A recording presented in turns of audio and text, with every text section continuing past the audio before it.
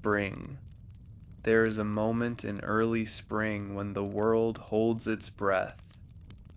The last frost has not yet left the earth, but something beneath the soil has already begun to stir. A single plum blossom opens in the dark before dawn, pale and without audience, as if it had always been there and always would be.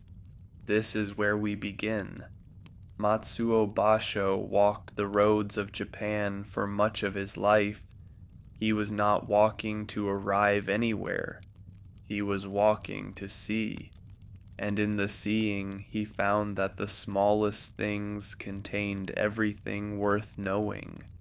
A frog, a pond, the sound of water receiving something that had leapt into it. The old pond, a frog leaps in, the sound of water. That sound exists for only a moment and then it is gone. But Basho heard it and wrote it down, and now it echoes across 300 years. This is what poetry does. It catches the moment just before it disappears.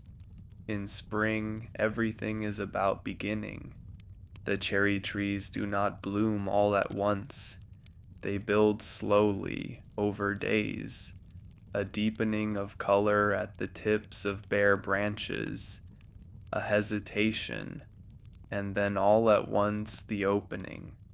People travel great distances to stand beneath them. They look up and say nothing because there is nothing to say. The blossoms say it for them. Basho wrote of the cherry blossoms with a kind of grief, not because they were sad, but because they were so beautiful and so brief. To see them fully was to know that they were already ending. How many springs, he wondered, had he left? How many mornings would he wake to find the petals had fallen in the night? Along the mountain road, somehow it moves my heart. A wild violet. It was not the grand view from the summit that stopped him. It was the small purple flower growing at the edge of the path, unbothered, unannounced, asking nothing of anyone. He stopped. He looked. He felt something shift inside him. This is the lesson of spring. The things that move us most are rarely the ones we went looking for. The river in spring runs faster than it did in winter. The snowmelt comes down from the mountains and the water turns a pale gray-green, carrying with it the memory of ice. Along the banks, new grass pushes up between the stones. Frogs call from somewhere in the reeds. A heron stands perfectly still at the water's edge, waiting with a patience that has no beginning and no end. Yosa Buson was a painter as well as a poet. He saw the world the way a painter sees it, in light and shadow, in the weight of things, in the way color changes when the sun moves behind a cloud. His spring poems have a quality of warmth, as though the light itself were part of the language. Spring rain, a letter wrapped around, a small bundle of ferns. Someone has sent a message, tucked inside a bundle of fresh ferns gathered from the hillside. The rain falls softly on the paper. The ink has not yet run. There is tenderness in this image that needs no explanation. In the old capital, the spring evenings were famous. The lanterns came on one by one as the light faded, and the smell of cherry blossoms mixed with the smoke of cooking fires. and the damp smell of the river. People walked slowly, the way people walk when they do not want the evening to end. They knew that spring was short. They had always known this, and still, every year when it came, it surprised them.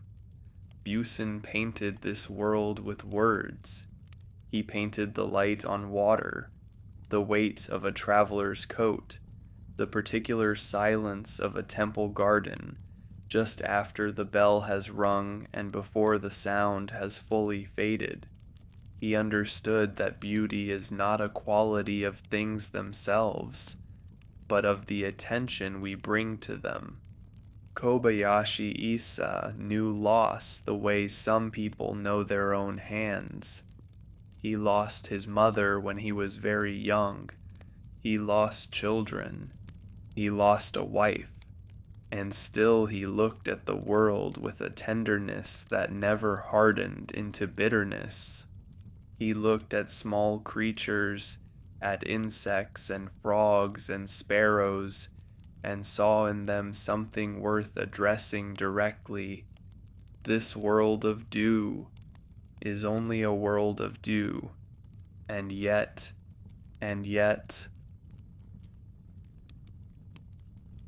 he knew that everything was temporary. He had been given every reason to stop caring, and yet he cared. The cherry blossoms fell, and he watched them fall, and he felt what he always felt, that it was worth it, that it had always been worth it. The plum tree blooms before the cherry.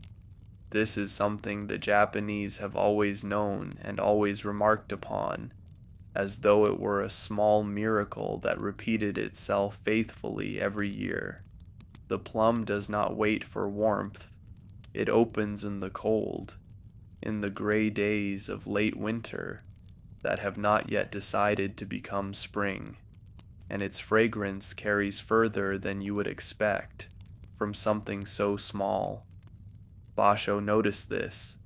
He noticed the way the plum blossoms made the cold air smell like something worth breathing. When the east wind blows, send me your fragrance, plum blossoms. Though I am far away, remember me. He was writing to the plum tree the way you write to someone you love and cannot be with. He was asking it not to forget him while he was on the road. The tree, of course, would bloom whether he was there or not, but the asking mattered. The asking was the poem. There is a particular quality to spring mornings in Japan that has no exact equivalent in other languages. The word is kasumi, and it means something like haze, but not the haze of pollution or of heat.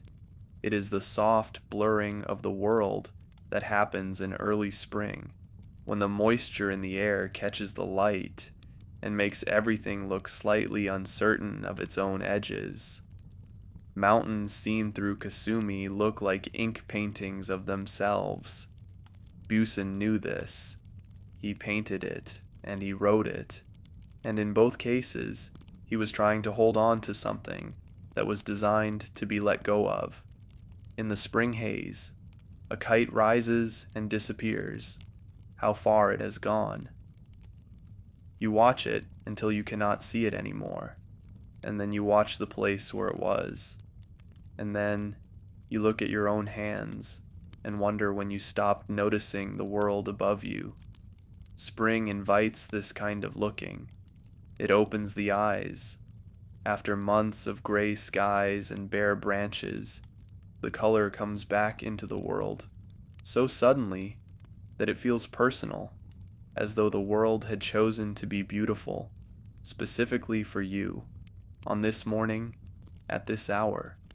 The willows along the river turn green first, then the cherry, then everything else at once, in a rush of color that lasts for days and then is over. Issa watched all of this with the eyes of someone who had learned not to take any of it for granted.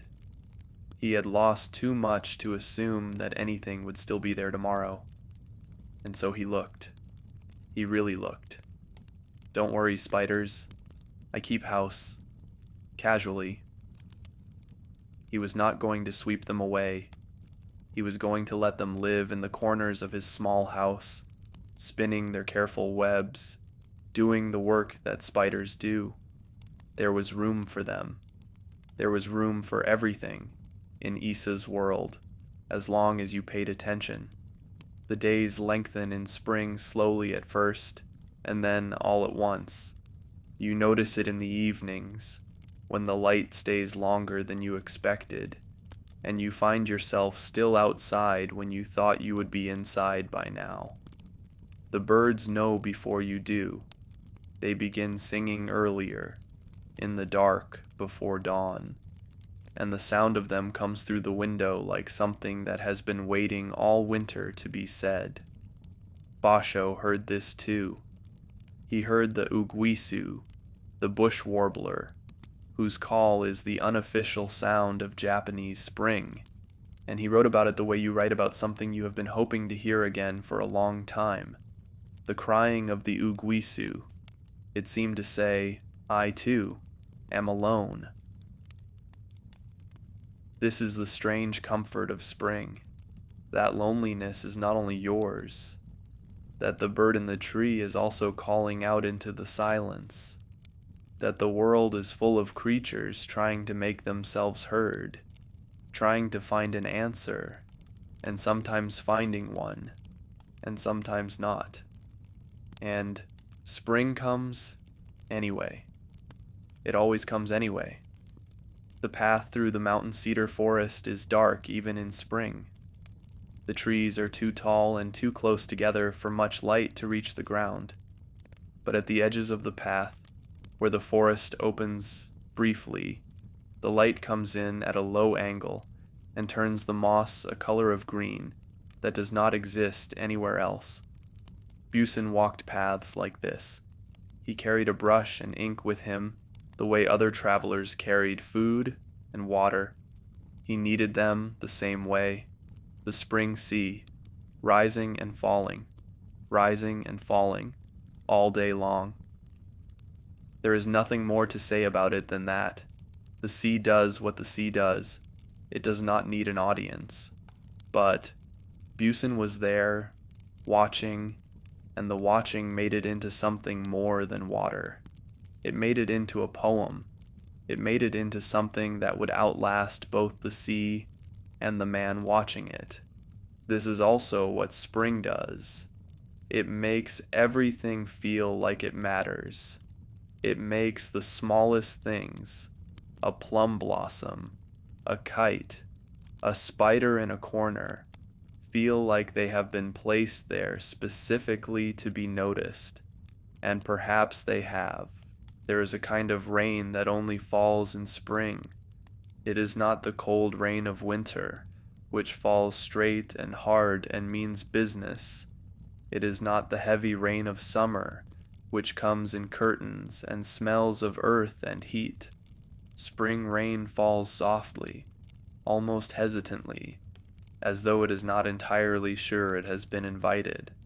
It makes the world smell like something beginning. It makes the stone paths of old temples glisten. It collects in the cups of flowers and waits there, patient and still, until the flower tips and lets it go. Buson loved this rain. He returned to it again and again in his poems, the way you return to a place that has always made you feel like yourself. A spring rain. And yet, the small shells on this little beach. The rain falls on the beach and the shells lie there, indifferent and perfect. They have been shaped by forces far larger than spring. And still, the rain touches them gently, the same way it touches everything else. This is the democracy of spring rain. It falls on the grand and the small without distinction, on the temple roof and on the shell, on the poet and on the frog. Basho traveled north in the spring of his 55th year, and he knew in the way that people who have been sick sometimes know that this might be his last long journey. He walked anyway. He walked into the mountains of the north, into the country of deep snow and ancient shrines, and he wrote about what he saw with the precision of someone who understood that seeing was a gift that could be taken away. Spring is passing, the birds cry, and the eyes of fish fill with tears. He was not speaking only of the birds and the fish. He was speaking of himself, standing at the edge of spring, watching it move away from him, feeling the particular grief of someone who loves the world and knows that love has a limit. But he kept walking. He always kept walking. In the gardens of Kyoto, the moss is older than the buildings around it. It has been there through fires and earthquakes and centuries of footsteps, and it remains, green and soft, and utterly indifferent to history. In spring it becomes a deeper green, almost luminous, as though light were coming from inside it rather than falling on it. People come from far away to sit in front of this moss and do nothing. They sit and they breathe, and they let the green enter them. Issa understood this need to sit still inside something beautiful. He had a small house and a small garden, and very little else, and he treated all of it as though it were enough. Because it was. A world of dew, yes, but inside the dewdrop, a world. He was not being consoled by smallness. He was finding that smallness contained everything, that the dew on a single blade of grass held within it all the light of the morning, all the moisture of the night, all the brevity and fullness of a life. You did not need more than this. You needed only to look closely enough. The cherry blossom viewing parties have been held in Japan for more than 1,000 years. People bring food and drink and sit beneath the trees and look up, and they have been doing this since long before anyone alive today was born, and they will be doing it long after everyone alive today is gone. This continuity is part of what makes it beautiful. You are not only sitting beneath cherry blossoms, you are sitting in the same place where people have always sat to do this same thing, to feel this same feeling, to be briefly undone by something as simple as a flower. Basho sat beneath the cherry blossoms and thought about this. He thought about all the people who had sat in this same way before him, and all the people who would sit this way after him, and he felt something that was not quite sadness, and not quite joy, but contained both, the cherry blossoms. Even in Yoshino, I have seen enough. He had seen enough not because he was tired of them.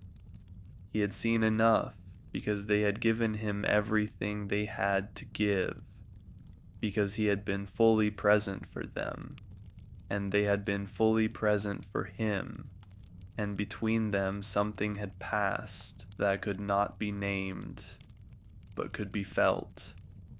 This is all any of us can ask of spring, to be present for it, to let it give us what it has to give, and to carry that with us into the longer, quieter days that follow.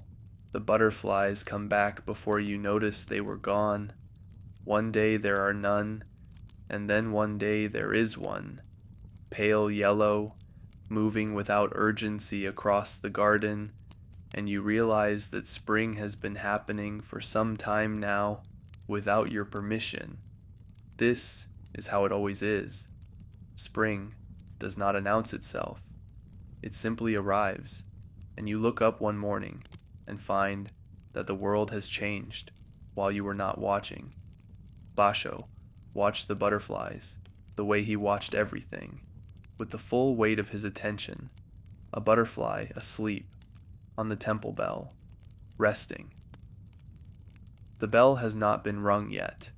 When it is rung, the butterfly will startle and fly away.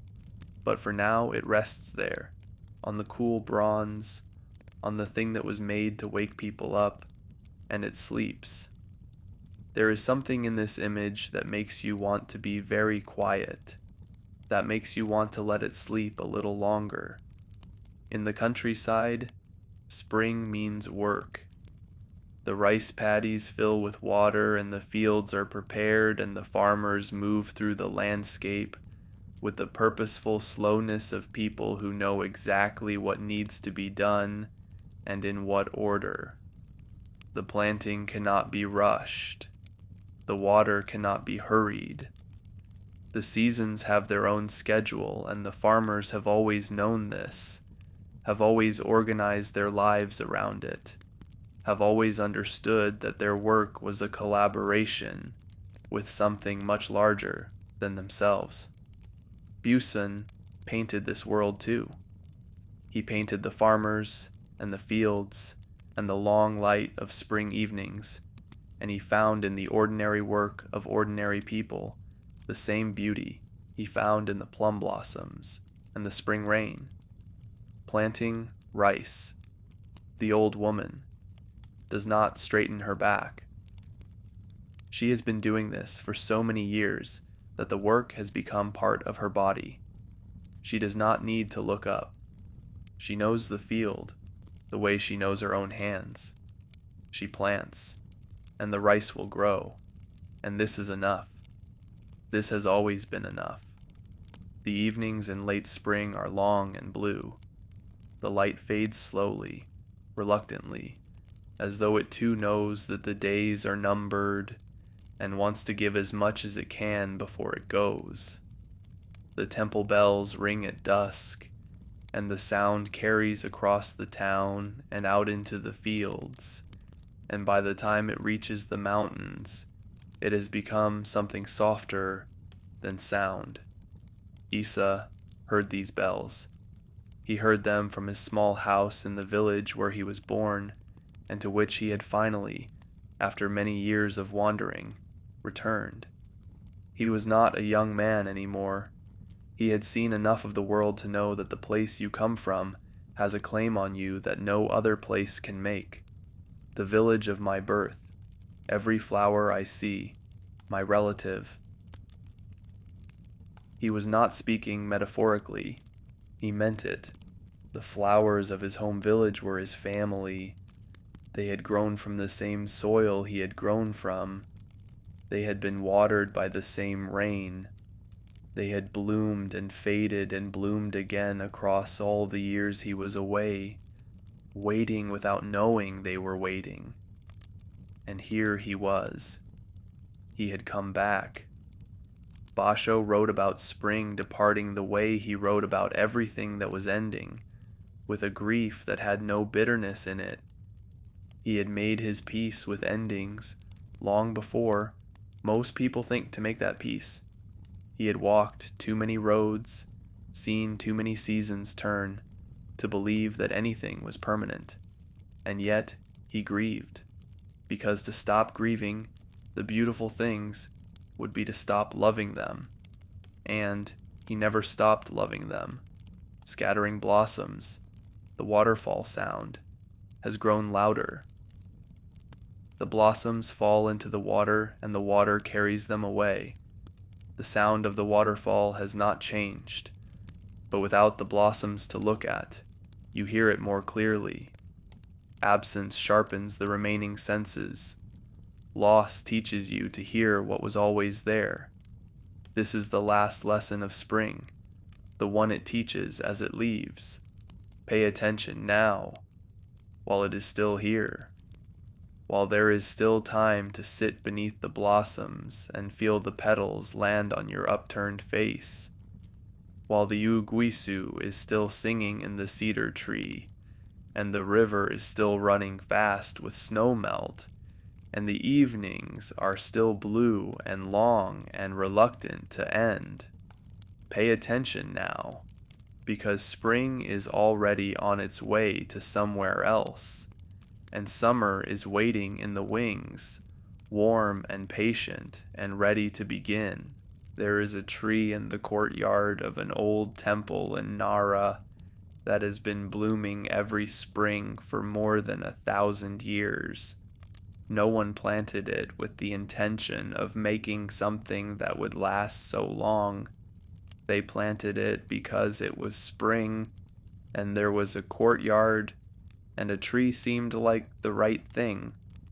And now it has outlasted everyone who ever walked beneath it, everyone who ever looked up at its blossoms, and felt what you feel when you look up at blossoms, and it will outlast everyone who is looking at it today. Basho stood beneath trees like this and felt small in the way that is not uncomfortable. The smallness of being part of something much older and much larger than yourself. An old silent pond. No, wait. The sound of a frog jumping in. He came back to this image his whole life, not because he could not move past it, but because it kept revealing new things. The silence before, the sound during, the silence after, which is different from the silence before. Everything changes, and nothing changes, and the pond is still there, and the frogs are still jumping, and the sound of water is still the sound of water. The wisteria blooms in late spring, after the cherry has finished. It hangs in long purple clusters from the trellises in temple gardens and along the walls of old houses, and its fragrance is heavier than cherry blossom, more insistent, more like something that wants to be noticed. People come to see it the way they come to see the cherry, but the mood is different. The cherry is for celebrating.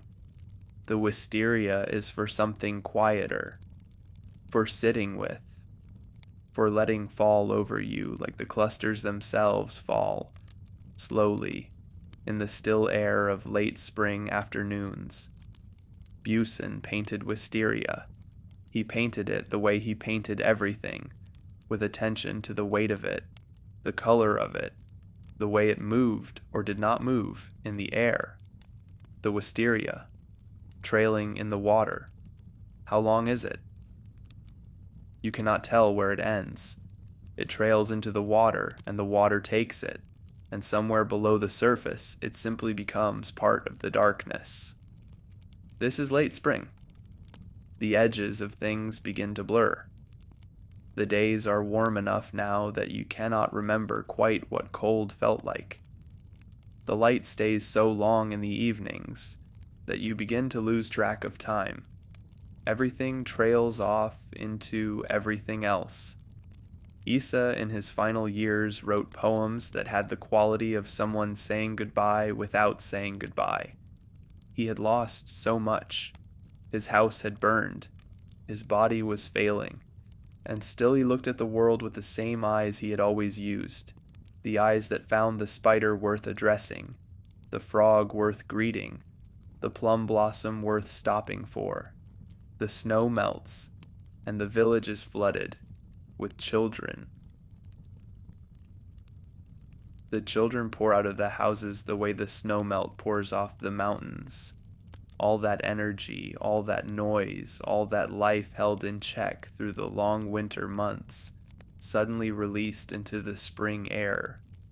Issa watched them, and he felt something he could not quite name. Not envy, not sadness, something more like gratitude.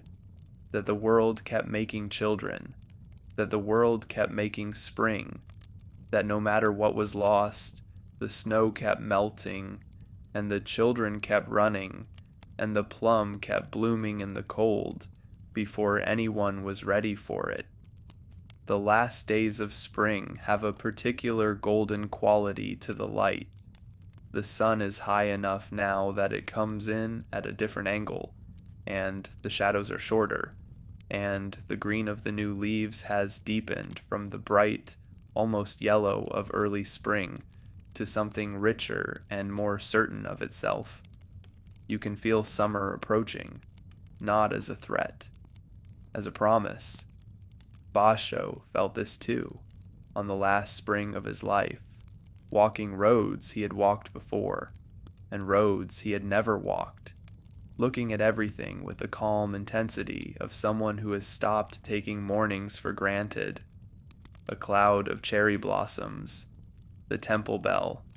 Is it Ueno or Asakusa? He did not need to know which temple the bell came from.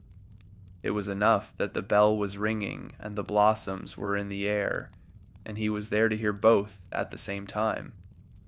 This is where spring ends, not with a dramatic gesture, not with a final farewell, with a bell ringing somewhere, with blossoms in the air, with a poet standing still for a moment, listening before he walks on. The green deepens, the nights grow warm, and somewhere already the first cicada is preparing its voice. Spring releases us into summer the way a river releases itself into the sea, gradually, and then all at once. And the sea receives it without surprise. It has always known the river was coming. It has been waiting, as it always waits, with the patience of something that has no need to hurry. The peony opens in late spring like something that has been thinking about opening for a very long time. It does not rush. It takes days to fully unfold, each layer of petals releasing slowly, as though it wants to be sure you are paying attention before it shows you the next thing. By the time it is fully open, it is almost too much, too large, too fragrant, too extravagantly itself, and yet you cannot look away. Buson painted peonies. He understood their excess, their refusal to be modest, and he loved them for it in the same way he loved the spring rain for its softness, and the wisteria for its trailing melancholy. Beauty, he knew, came in many registers. The peony blooms, and behind it, an old wall. The wall has been there longer than anyone can remember. Its stones are dark with age, and moss grows in the cracks between them. And in front of it, the peony, red and enormous and completely indifferent to the wall's long history, blooms as though it were the first thing that had ever bloomed anywhere. This is what spring does, even at its end. It insists on newness. It insists on color. It insists on the present moment over all the accumulated weight of the past. The roads in late spring are dry and dusty. The travelers who pass along them carry the smell of distance with them, the smell of other towns, other kitchens, other lives. Basho was one of these travelers for most of his adult life. He moved through Japan the way water moves through a landscape, following the easiest path, stopping where something caught his attention, moving on when the season or the spirit told him to. He carried very little, a few changes of clothes, his brush and ink, the habit of noticing, a road through the mountains. Even the horse seems pleased. The horse lifts its head. Its ears move forward. Somewhere ahead, the road opens onto a view that neither the horse nor the rider has seen before, and they go toward it together, the man and the animal, both of them alive in the same spring morning, both of them moving toward whatever comes next. In the temple garden, the gardener rakes the gravel in the early morning before anyone else is awake. The patterns he makes are not permanent. Rain will disturb them. Wind will disturb them. His own footsteps as he works will disturb them. And tomorrow morning he will come back and rake them again. This is not futility. This is devotion. Issa understood devotion of this kind. He had devoted his life to looking at small things and finding in them the whole world. He had done this even when the world gave him very little reason to keep doing it. He had done this because it was the only thing that made sense to him, because paying attention was the closest he knew how to get to gratitude. Even with insects, some are hatched to sing, some to cry. He was not judging the crying ones. He was simply noticing that the world contained both kinds, that some creatures were made for joy and some for sorrow, and most for some mixture of the two that shifted with the seasons and the years. He had been all of these things himself. He knew what it was to sing. He knew what it was to cry. And he kept writing poems anyway, because the poems were how he made sense of being alive. And being alive, even in its hardest moments, still seemed to him like something worth making sense of. The last cherry petals fall in late spring without drama. There is no wind to speak of. They simply let go, one by one, and drift down through the still air, and land on the ground, or on the water, or on the upturned faces of people who have come to watch them fall. Children hold out their hands to catch them. The petals land in their palms and stay there for a moment, impossibly light, before the children close their fingers and open them again to find nothing. This is the gift spring gives as it leaves, the reminder that the most beautiful things cannot be held, can only be witnessed. Basho knew this better than anyone. He spent his whole life witnessing. He walked the roads of Japan, and he looked at the world with eyes that were always slightly astonished, always slightly grateful, always slightly aware that what he was seeing would not last, and that this was precisely what made it worth seeing. The spring night ends.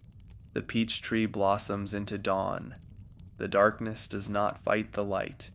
It simply withdraws, as it always does, as it has always done since before there were eyes to watch it happen. And the peach tree, white against the brightening sky, does what it has always done. It blooms, without asking whether anyone is watching, without needing to know whether it will be remembered. It blooms because it is spring, and it is a peach tree, and this is what peach trees do in spring. And somewhere nearby, a poet is awake to see it. And that is enough. That has always been enough. Summer. Summer arrives in Japan the way a decision arrives after a long period of indecision. Suddenly, and with complete commitment, one morning the air is different, heavier, more alive. The insects that were silent all spring begin to make themselves known, and the green of the trees deepens overnight into something darker and more certain, and you understand that the season has changed, not because someone told you, but because your body knows it. The cicada is the voice of Japanese summer. It begins in the treetops and spreads until it fills everything, a sound so constant and so loud that you stop hearing it as noise and start hearing it as the sound of summer itself, the way you stop hearing your own heartbeat, even though it never stops. Basho heard the cicadas on his long summer journeys and wrote about them with the same attention he brought to the sound of a frog in a pond, or the call of a bird at dawn. The cry of the cicada gives no sign that it will soon be gone. It sings as though it will sing forever.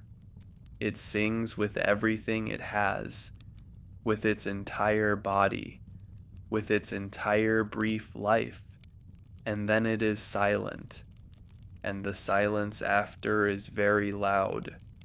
This is the lesson the cicada teaches every summer.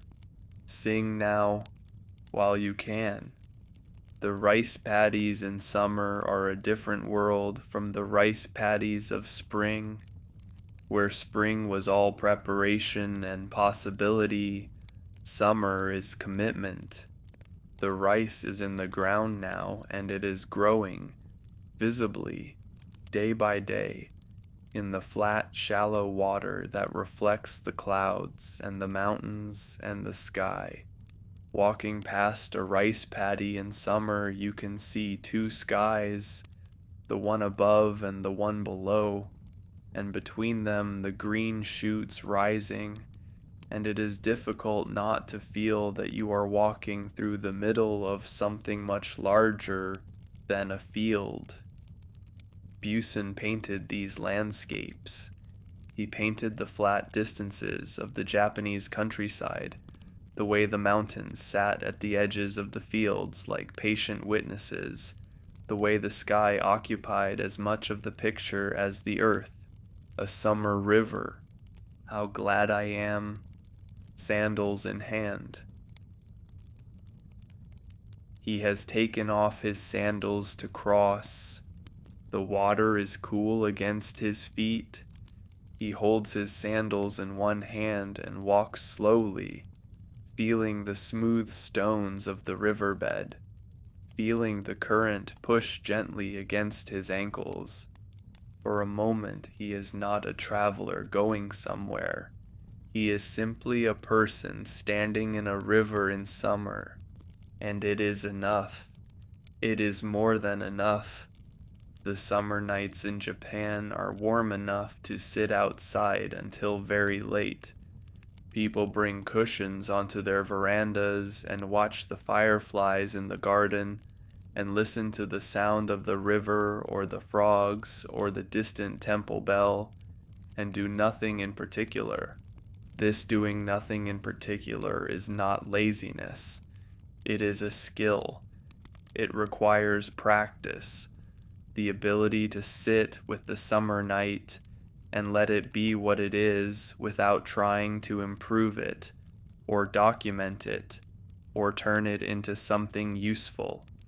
Issa sat in his garden on summer nights and watched things. He watched the fireflies and the moths and the stars, and he talked to them in the way he talked to all small creatures, directly and without condescension. A giant firefly, that way, this way, it staggers. It does not fly in a straight line.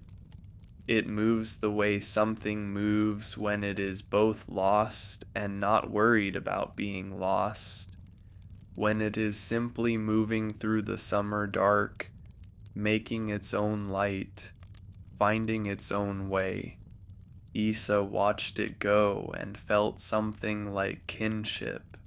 He too had spent much of his life staggering in one direction and then another, making his small light in the dark, finding his way by no map that anyone else could read. The heat of a Japanese summer is not gentle.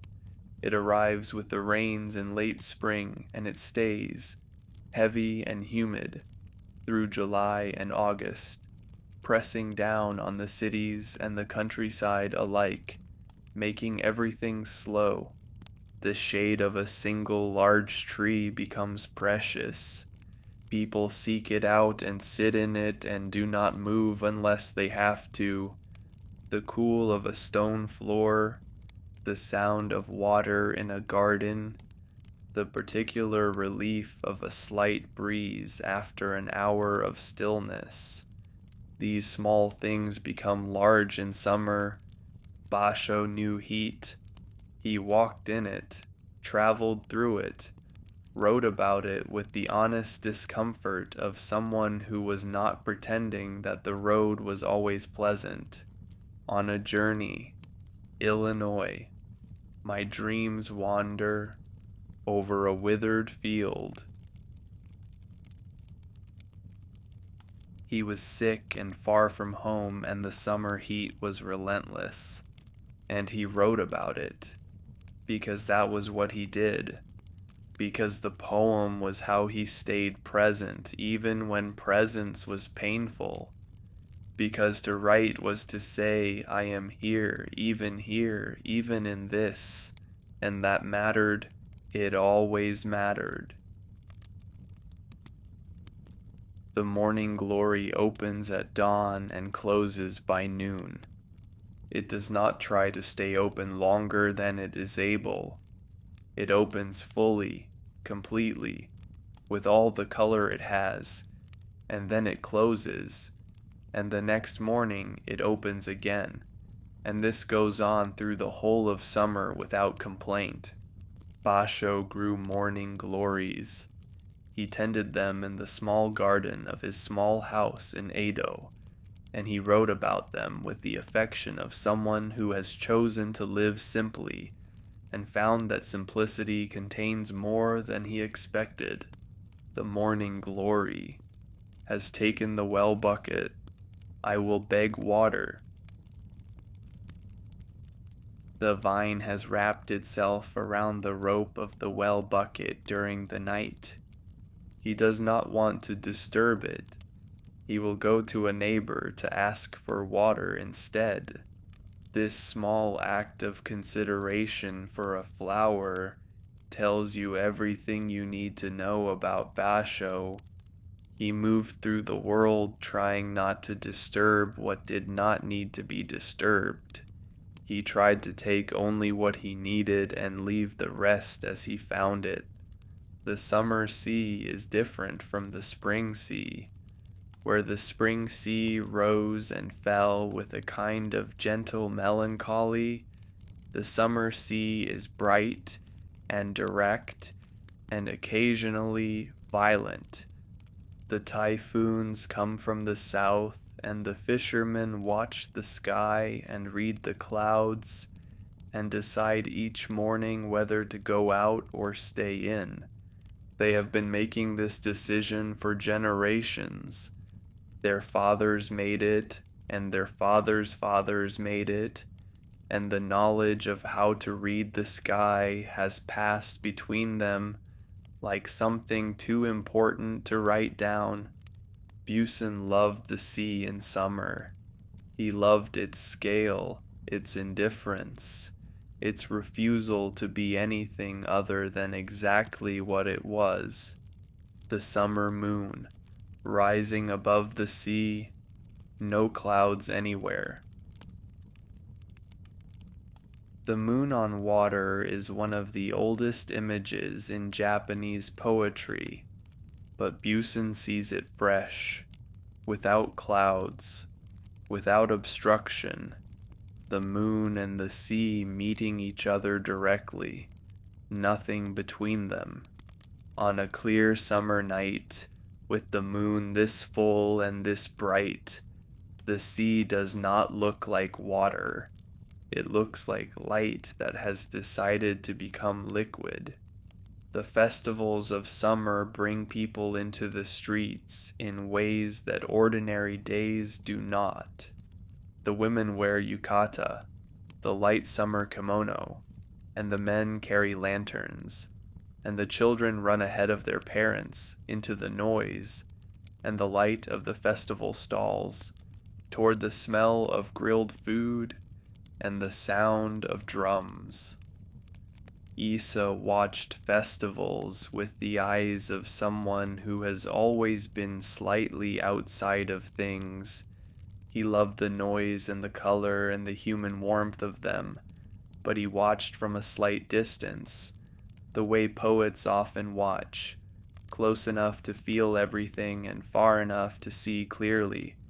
Children of the post town, don't throw stones at the fireflies.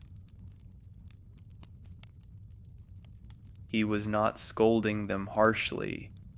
He was asking them gently to notice what they had, that the fireflies were making light in the dark, and that this was remarkable, and that it deserved better than stones, that the world was full of small, remarkable things, and that the worst thing you could do was stop noticing them. The bamboo grove in summer makes a sound unlike any other sound.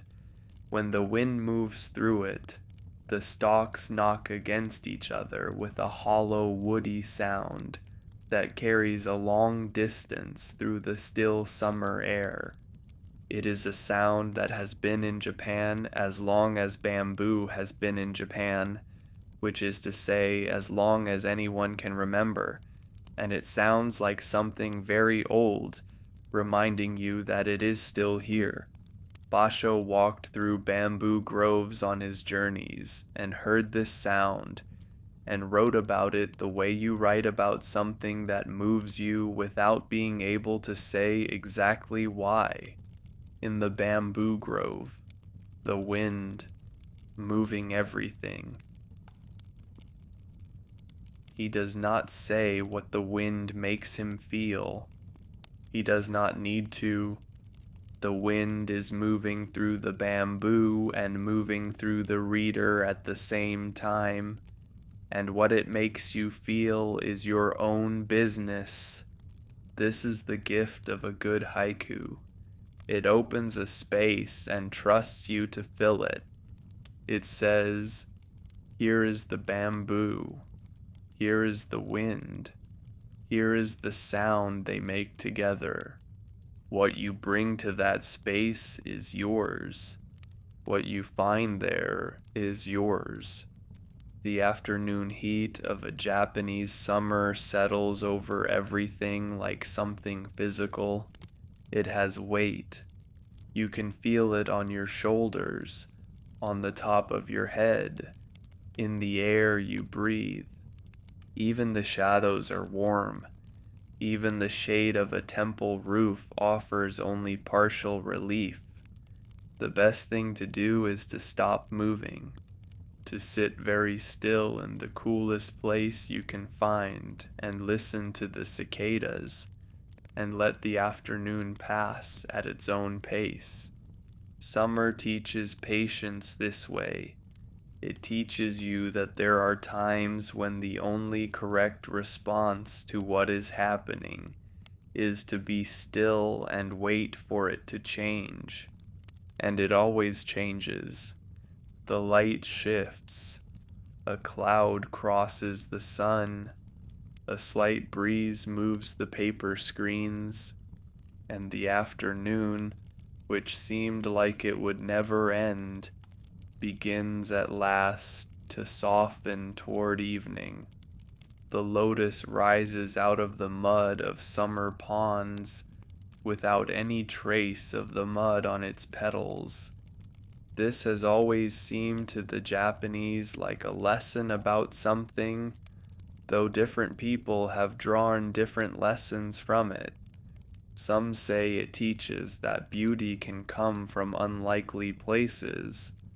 Some say it teaches that you do not have to carry with you everything you have passed through.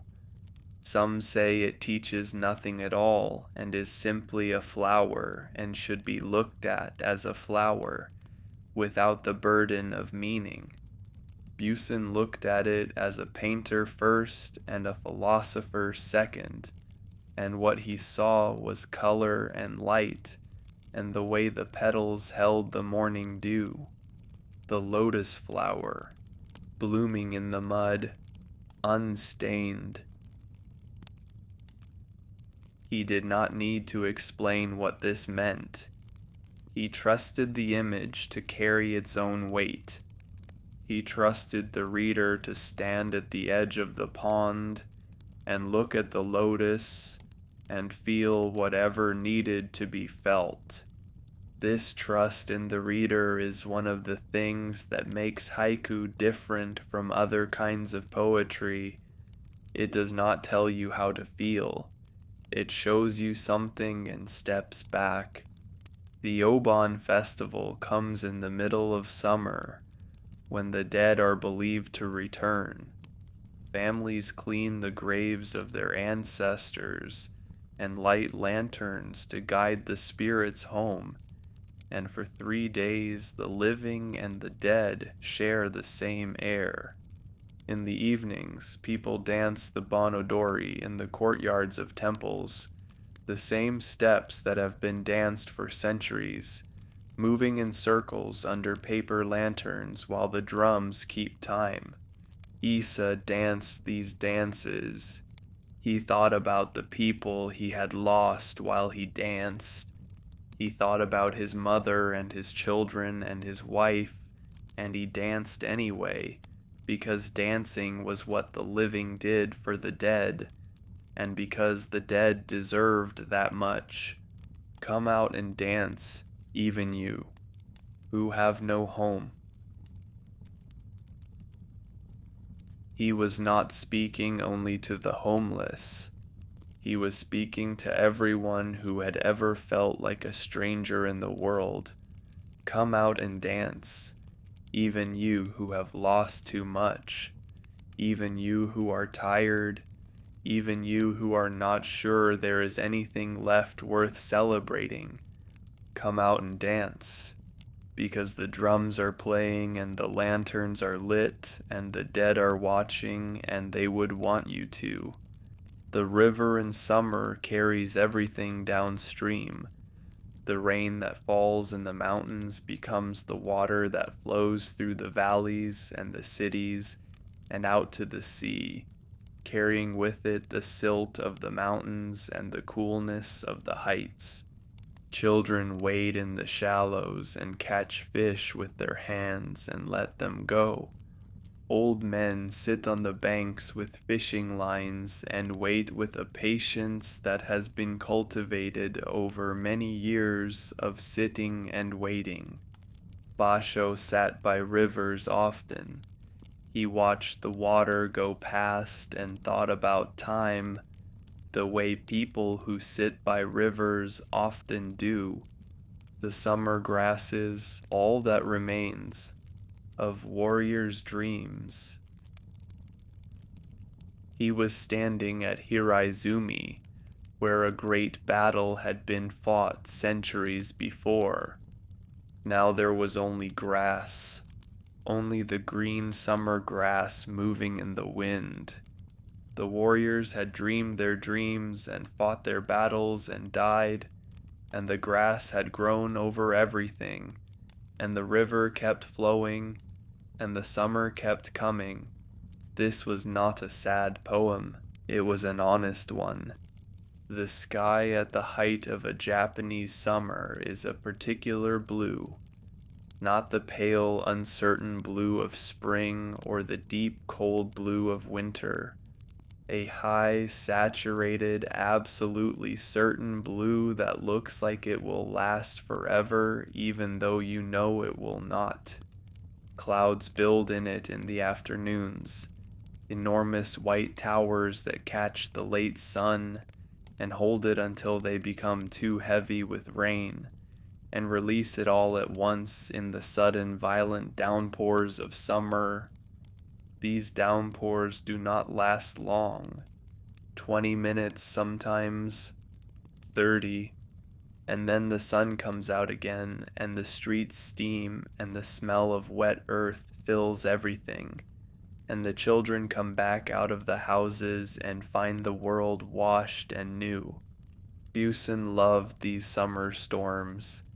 He loved the drama of them, the way they gathered and broke and passed, the way the world looked afterward, a lightning flash, and in the darkness, the cry of a night heron. The lightning shows you everything for one instant. The darkness after is total, and into that darkness, the cry of a bird that should perhaps be sleeping, a sound that belongs to the night, but was made visible, briefly, by the light. This is what summer does at its most intense. It shows you things in flashes. It does not let you look for long, but what it shows you, you do not forget. The waterfall does not rest in summer. It falls as it has always fallen, day and night, in heat and in rain, with the same commitment it brings to every other season. But in summer, when you stand near it, the cool air it creates around itself feels like a gift that was left there specifically for you. You stand in it and close your eyes, and for a moment, the summer heat is something that is happening somewhere else. Basho stood at many waterfalls on his journeys. He stood at them and listened, and felt the cold air on his face, and understood that some things are simply more themselves than other things. That a waterfall in summer is a waterfall being entirely and completely a waterfall. Quietly, quietly, the green leaves and the water's sound. He did not need to say more than this. The green leaves and the sound of water, quietness inside noise, coolness inside heat. This is what the waterfall gives. This is what summer, at its best, gives you if you know where to look. The mountain paths in summer are shaded by old cedar trees whose roots have been growing into the hillside for longer than any living person can remember. The roots cross the path in places, and you have to step over them or around them, and the moss on them is soft and green and slightly damp even in the hottest weather. Higher up, the air changes. It becomes cooler and thinner, and you begin to hear your own breathing more clearly. The temple at the top of the mountain has been there for centuries. The monks who live there wake before dawn to pray, and their voices carry down through the cedar trees to the path below. Basho climbed paths like this and arrived at temples like this, and sat in their gardens and felt something he could not name but that he trusted. Stillness, not the stillness of emptiness, the stillness of something full. The old pond is still, but the sound of water. He came back to this image because it contained everything. The surface that appears still. The depth beneath that is always moving. The sound that tells you something is alive in there even when you cannot see it. This was Japan to him. This was summer to him. This was life to him. Issa in summer watched the sky the way he watched everything, closely and without agenda. He noticed the clouds the way he noticed insects, as individuals with their own characters and their own ways of moving through the world. He noticed the heat shimmer over the rice paddies and the way the mountains look different at different times of day, and the particular quality of the light in the hour before sunset. He had nothing to do with any of this except to see it, and seeing it was enough. Seeing it was everything.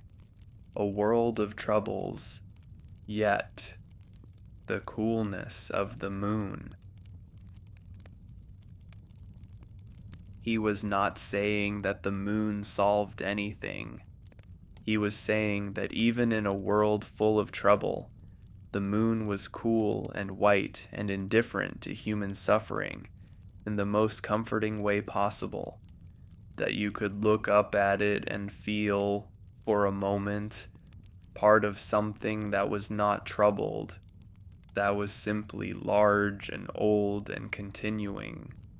The firefly season peaks in early summer, and the fireflies gather in the greatest numbers near rivers and streams, where the moisture and the vegetation give them what they need. On the best nights, they fill the air along the water with a slow, cold light that moves without hurry through the dark, rising and falling, crossing and recrossing, making patterns that have no pattern. People have been coming to watch them for as long as there have been people in Japan. They sit on the river banks in the summer dark and do not speak much, because speaking would be beside the point. The point is the light. The point is the dark around the light. The point is sitting quietly with other people in the summer night, watching something beautiful that asks nothing of you. Buson watched the fireflies and painted them and wrote about them, and in all three cases he was trying to do the same thing, to hold on to something that could not be held, to keep something that was designed to go. You light the lamp, I will watch for fireflies. He divides the labor. You make the light that lets us see indoors. I will go outside and watch for the light that makes itself. And in this small division, this simple arrangement between two people on a summer night, there is an entire world. The world of people who take care of each other quietly, without drama, by doing the small necessary things that allow the other person to do what they love. Summer does not apologize for being what it is. It does not soften its edges for you. It is hot, and it is loud, and it is alive in ways that are sometimes overwhelming, and it asks you to be present for all of it.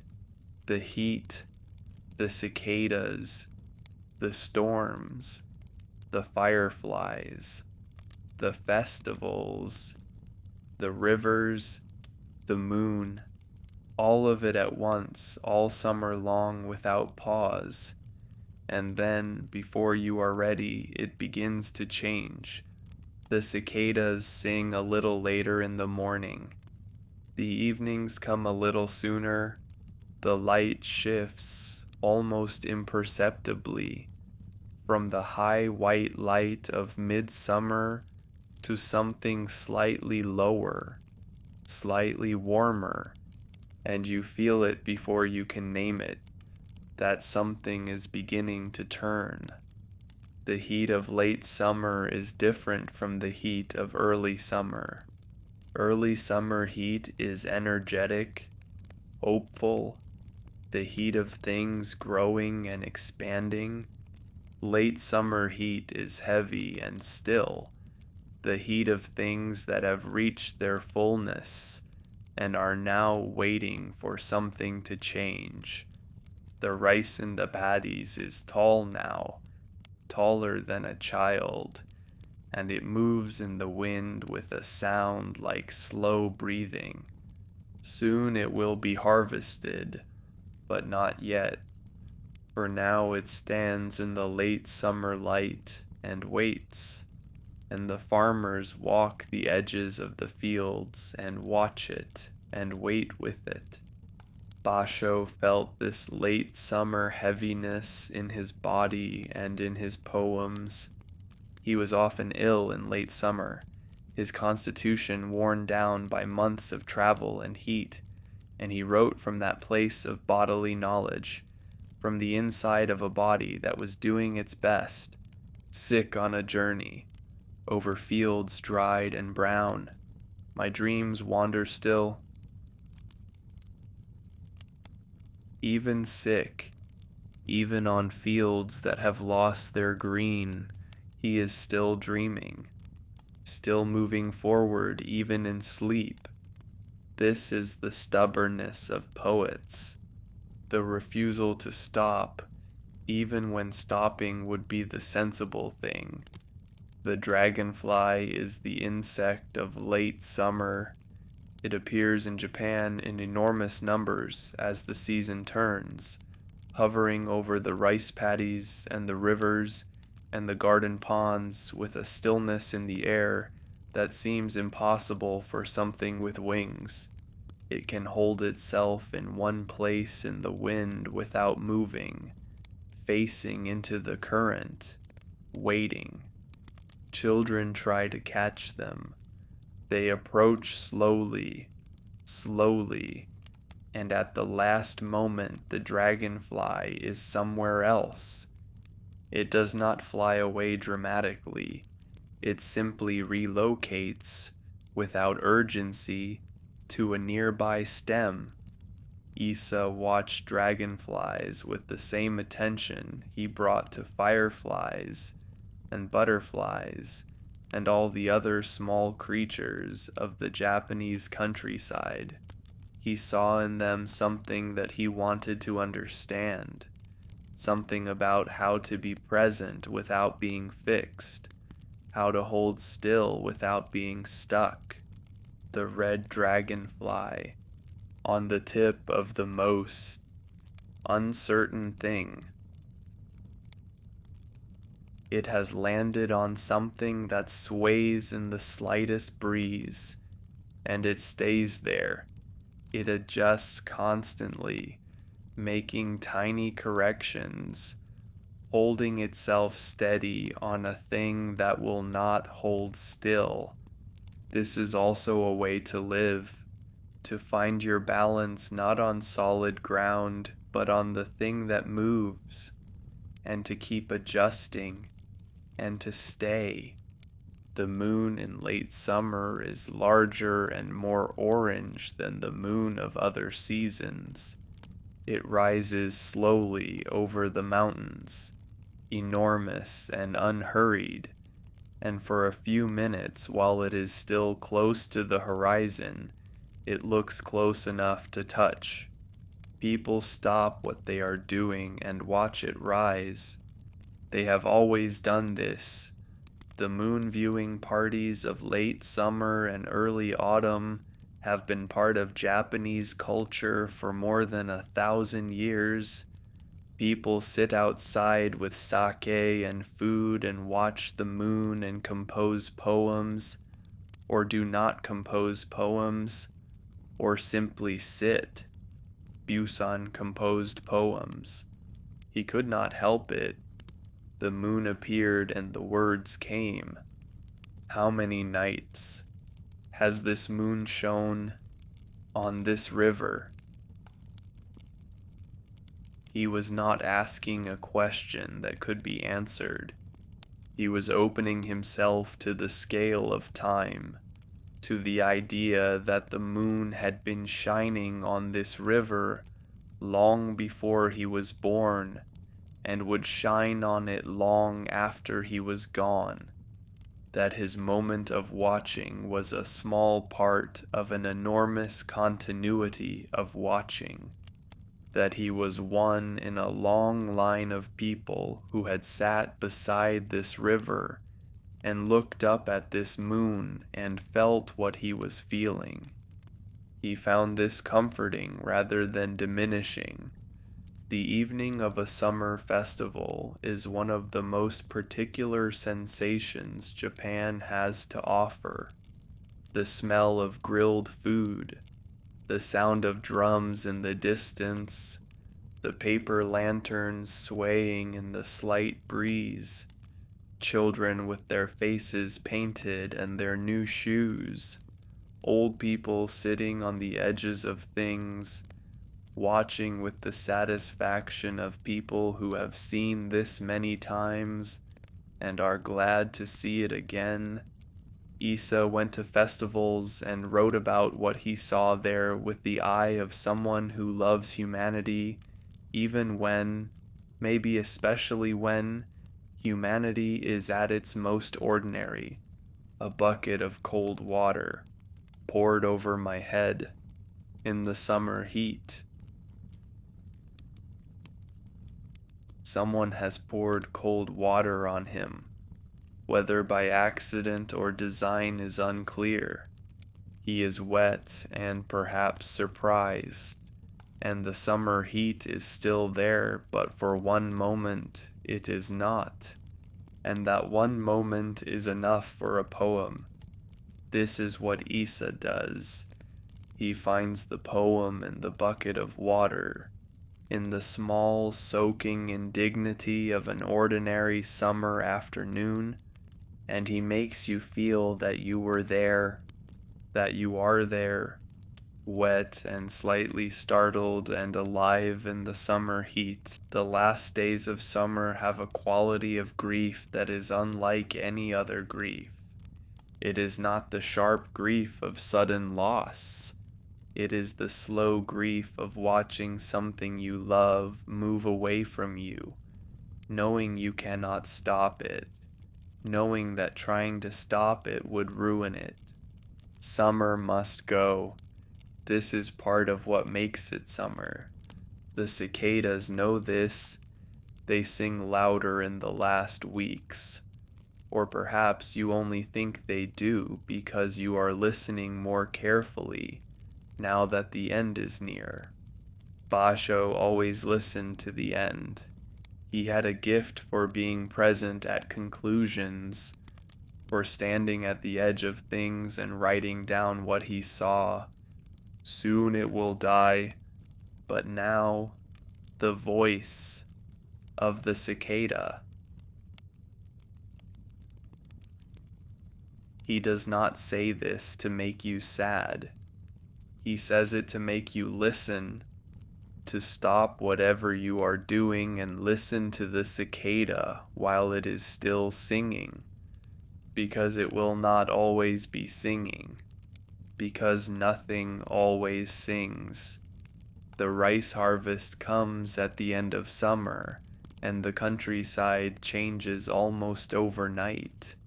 Where there were tall green stalks, there are now bare fields, and the smell of cut rice fills the air, and the farmers work from before dawn until after dark, with the focused energy of people who know exactly how much time they have. The rice has to come in before the rains. The rains will come. They always come, and so the harvest has its own urgency, its own rhythm, its own particular beauty that belongs only to this time of year and no other. Buson painted the harvest.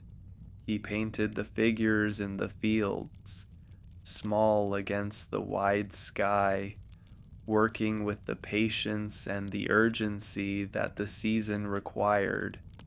He painted the way the light fell on the cut rice, and the way the mountains watched from the distance. He painted it because it was beautiful and because it was ending. The harvest moon, all night long, the sea in its sound. The moon of the harvest season is the moon that has been watched and written about and painted more than any other moon in the Japanese year. It rises full and round and impossibly large over the fields and the sea, and its light is bright enough to work by, and the farmers have always used it, and the poets have always written about it, and the painters have always painted it. Buson heard the sea in it. He heard the sound of water in the light of the moon. This is the kind of perception that belongs to poets and to no one else. Issa in late summer was an old man who had survived more than he had any right to survive. He had survived poverty and illness and grief and fire and the long, slow wearing down of a body that had been pushed hard for many years. And he was still writing, still looking at the world with the eyes that had always been his, the eyes that found the spider worth addressing, and the firefly worth following, and the frog worth greeting. The world is a drop of dew, and yet,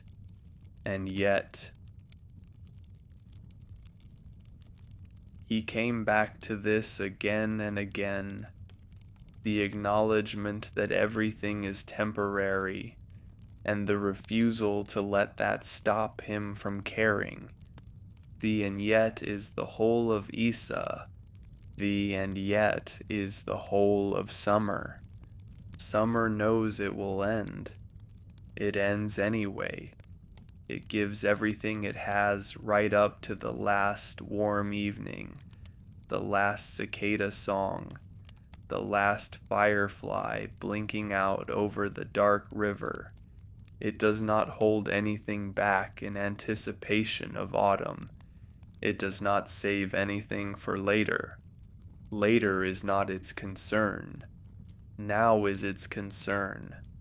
This moment, this heat, this particular quality of late summer light on water. Give it everything, and then let it go. Basho understood this. He understood it the way you understand things that have cost you something to learn. He had given everything to his journeys, to his poems, to the practice of seeing clearly and writing down what he saw. He had held nothing back, and at the end of summer, standing on a road that led somewhere he had not yet been, with the first hint of autumn in the air, he was ready, not because he was finished, because he had learned to be ready, to let one season end and trust the next one to bring what it had to bring.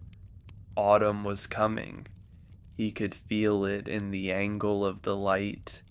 He could feel it the way you feel something you have been waiting for without knowing you were waiting, and he walked toward it, as he had always walked toward everything, with his eyes open. Autumn. Autumn arrives in Japan on a particular morning when the air is different. Not cold yet. Not the cold of winter that presses down and stays, just different, lighter, cleaner, as though someone has changed the air in the night and replaced it with something that has come from a great distance, from somewhere high and clear and very far away. You breathe it in and your body knows before your mind does. The season has turned. The Japanese have always been attuned to this turning. They have names for the qualities of autumn light, for the particular melancholy that comes with it, for the sound of the wind in the pampas grass, and the color of the maples in the mountains. Autumn is considered by many Japanese poets to be the season of feeling. If spring is the season of beauty and summer is the season of life, then autumn is the season of knowing. Basho felt autumn in his bones. He was a man who had always been susceptible to the sadness of beautiful things, and autumn gave him more of this than any other season. The first cold shower, even the monkey, seems to want a raincoat. The monkey is soaked and miserable and hunched against the autumn rain, and Basho feels for it. He feels for the monkey the way he feels for all creatures who are cold and without shelter, the way he sometimes feels for himself. This is autumn entering the world, with cold rain, with the first real chill of the year, with the sudden awareness that comfort is not guaranteed. The autumn grasses are the grasses of the empty fields. The Suzuki, the silver pampas grass, grows tall and feathery and bends in the autumn wind, and at the right time of day, when the low autumn sun catches it, it turns silver and gold and moves like something alive and purposeful. The Japanese see in the autumn grasses a particular kind of beauty that they call aware. It is the beauty of things that are passing, the beauty that comes from knowing that what you are looking at will not last. It is not a comfortable beauty. It is a beauty that asks something of you. It asks you to feel the loss even while the thing is still present, to grieve in advance, to love more because of the leaving. Buson walked through fields of autumn grass and felt this. He painted it. He wrote it down. The autumn wind. For me too. A hollow sound. The wind sounds hollow because something is missing from it. The fullness of summer has gone out of it. It is a wind that has traveled a long way through emptying landscapes, and it carries with it the sound of that emptiness. And Buson hears himself in it, his own hollowness, his own traveling, his own sense of moving through a world that is beautiful and emptying at the same time. The harvest moon of autumn is the moon that Japanese poetry returns to more than any other image. It appears in poems from the 8th century, and it appears in poems from the 19th century, and it will appear in poems not yet written, because some images do not age. The full moon of autumn rises over the rice fields, and the sea and the mountains and the cities, and it does not distinguish between them. It lights them all equally, the humble and the grand, the field and the palace, the grieving and the celebrating. Issa looked at the harvest moon the way he looked at everything, with the eyes of someone who had learned that looking was a form of love. The harvest moon, my ramshackle hut, also literally. The moon does not reserve its light for beautiful places. It shines on his broken down house the same as it shines on the temples and the gardens. This is the democracy of moonlight. This is the gift of autumn. That the same beauty is available to everyone, that the same moon shines on the rich and the poor, the celebrated and the forgotten, the house that has been carefully tended and the house that is falling apart. You do not have to deserve it. You only have to look up. The maple leaves begin to turn in the mountains first, high up, where the nights are already cold. The leaves change from green to yellow to red to a deep dark crimson that looks, on the right afternoon, like the mountain is on fire. The change moves down the mountain over weeks, and people follow it, traveling to the places where the color is at its peak, seeking out the particular red that has no name in other languages. Koyo, the Japanese call it, the turning of the leaves, and they treat the viewing of it with the same seriousness, the same seasonal attention that they give to the cherry blossoms. Basho walked in mountains where the leaves were turning and felt the familiar ache of beauty that was already leaving. Deep autumn. My neighbor. How does he live, I wonder? He turns from the leaves to think about the person next door. What is their life like in this cold? Do they have enough? Are they warm? This is the movement of a certain kind of compassion, the kind that is triggered by beauty, by the reminder of transience, by the sudden awareness that every person around you is also living a life that will end. Autumn teaches this compassion. It is hard to watch things die beautifully and not wonder about the people nearby. The chrysanthemum is the flower of autumn in Japan. It blooms in October and November when almost everything else has finished, and its colors range from pure white to deep gold to a red that is almost purple, and it blooms with a kind of defiance, as though it knows that the cold is coming and has decided to bloom anyway. The emperor's seal is a chrysanthemum. It has been the symbol of the imperial family for centuries. But Basho did not think about emperors when he looked at chrysanthemums. He thought about fragrance and persistence and the particular courage it takes to bloom when the year is ending. The chrysanthemum's fragrance in the garden. How many mornings? He has woken to this smell every morning for the weeks that the chrysanthemums have been blooming.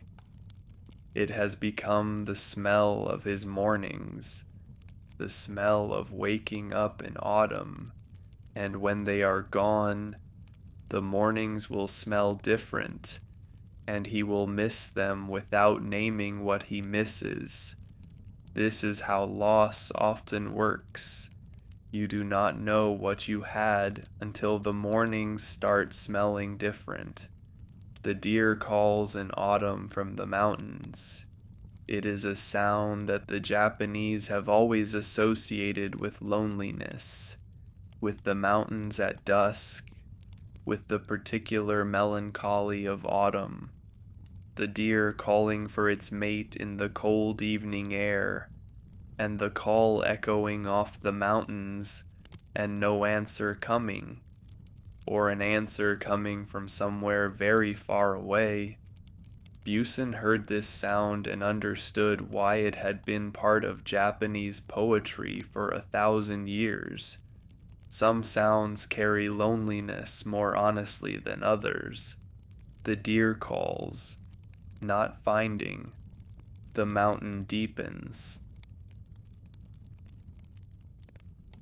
The call goes out, and the mountain absorbs it, and the mountain seems to grow larger and quieter in response, as though the loneliness of the call feeds the solitude of the place, as though calling out without answer is a way of measuring how alone you really are, and finding that the answer is very. Issa in autumn was counting things.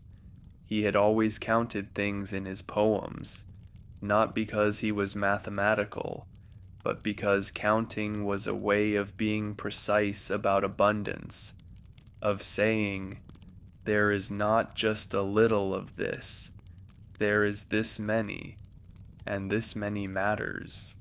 In my old home, which I dare not visit, even the weeds have turned red. He can see it in his mind, the garden of his childhood home, now overgrown, the weeds that have taken over everything turning red in the autumn cold. He dare not go back. Perhaps the grief would be too large. Perhaps the distance between what was and what is would be too visible. But he knows the weeds are red.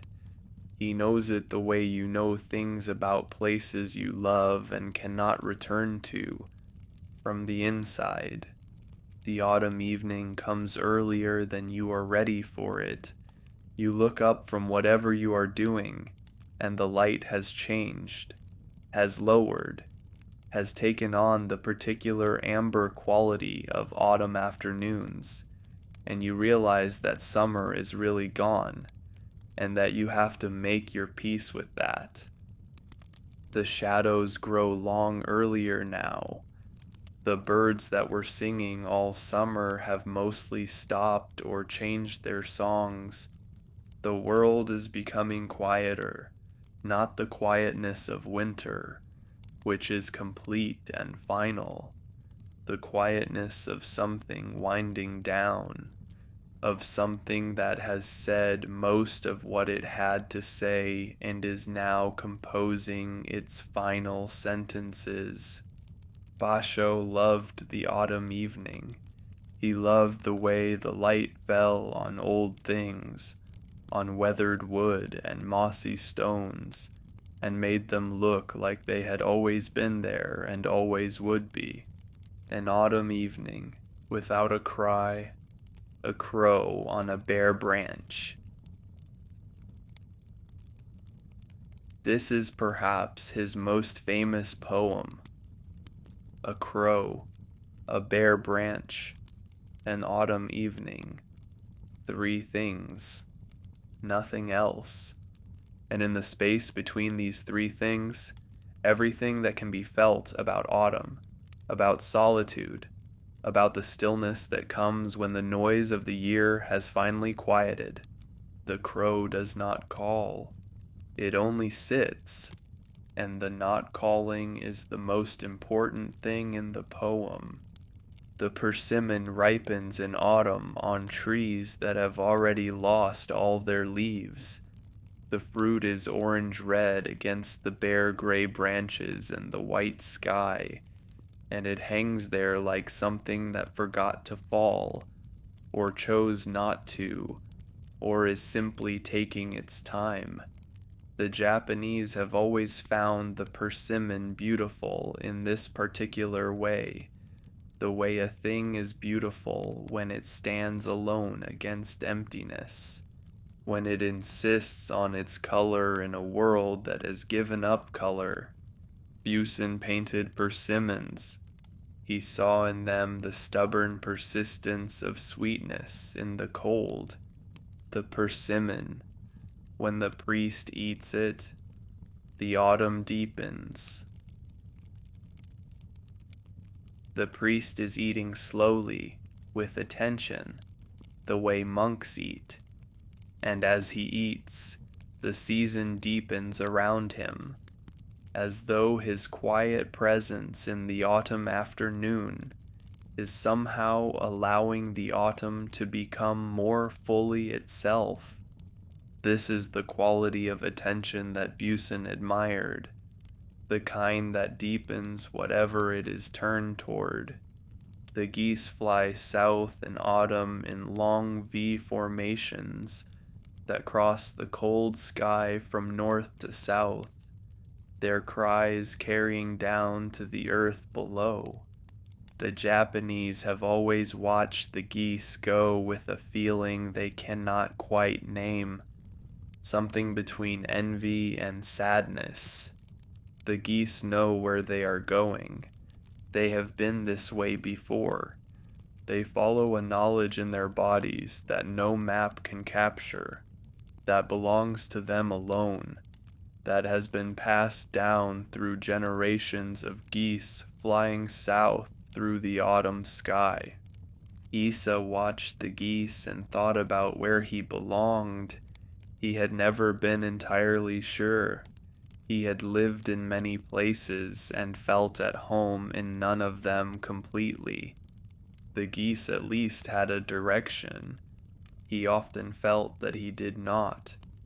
The geese go, and after the geese, the long sky. After the geese have passed, the sky is larger than it was before. The emptiness they leave behind is bigger than they were. This is what departure does. It makes the space left behind visible. It measures the world by what is no longer in it. The temples in autumn are full of people who have come to see the leaves.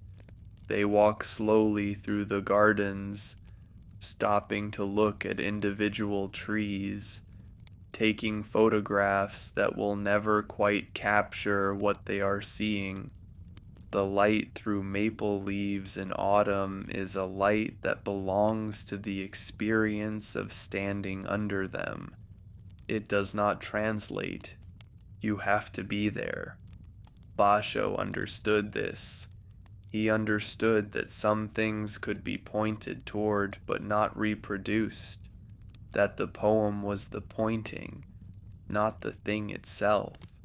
Even in Kyoto, longing for Kyoto, the cuckoo cries. He was in Kyoto, and still he longed for it, because the Kyoto he longed for was not the city he was standing in. It was the city that existed in memory and imagination, the city of the past that was always, by definition, somewhere else. This is the particular homesickness of autumn, the longing for something you are already inside, the grief for something that is still here. The sound of the autumn wind in the pines is one of the oldest sounds in Japanese poetry. The poets have been listening to it for more than 1,000 years and writing it down, and still it remains what it always was. Wind in pine trees, a sound that is both near and far at the same time, both present and ancient. A sound that has been here longer than any human thing, and will be here after all the poems have been forgotten. Basho listened to it on the mountain roads, and in the temple gardens, and by the sea, and always he heard in it something that spoke directly to whatever was most awake in him. The wind from Mount Fuji, I brought it on my fan. A gift from Edo. He has fanned himself with a fan that caught the wind from Fuji. Now he fans a friend with it, offering them what the mountain gave him. This is a gift so small and so full that it is almost impossible to explain to someone who has never stood near a mountain and felt its wind. Some gifts are made of air, and they are not less for that.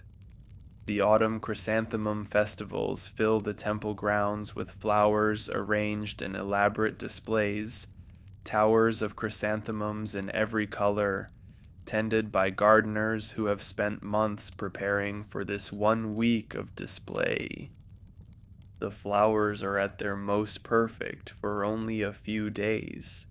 Then they begin to decline, and the gardeners know this and accept it, and the people who come to see them know it too.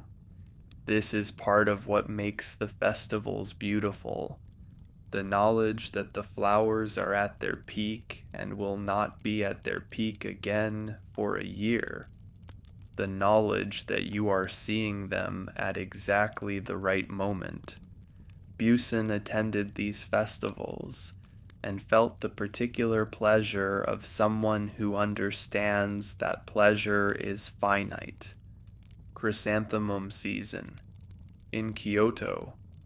How long will it last? He is not asking a practical question. He is asking the question that underlies all aesthetic experience. How long can this last? How long can the thing that is beautiful right now remain beautiful? How long do we have? Issa in autumn was thinking about mortality more directly than in other seasons. He had always been aware of it, the way someone who has lost as much as he had is always aware of it. But autumn made it visible. The leaves announced it from the treetops. The cold air carried it. The shortening days measured it. He did not look away. He never looked away. This autumn. Why am I getting old? A bird disappearing into the clouds. He asks the question not expecting an answer. He asks it as a child might ask it, genuinely puzzled, genuinely uncertain why time works the way it works, and the bird disappears into the clouds and offers no explanation, only its disappearance, which is perhaps explanation enough. The moon in autumn is clearer than the moon in any other season. The air has dried out, and the haze of summer has gone, and the sky is transparent in a way it is not in other months. The moon hangs in this transparent sky like something placed there with great care, with no obstruction between it and the earth, no cloud or haze to soften it. It is a moon that looks back at you, that has the quality of watching. The moon viewing parties of autumn gather on hillsides and in temple gardens, and the people bring food and sake and cushions, and they sit facing the moon, and they speak or do not speak, and they feel what they feel. Basho attended these gatherings and came away with poems. He always came away with poems. The moon and chrysanthemums. Is there nothing more in this world? He is asking if beauty can be enough, if the moon and the chrysanthemums, if autumn and its clarity, if the visible world in its autumn fullness is sufficient, and the question itself is the answer. The fact that he is asking means that for him, in this moment, it is.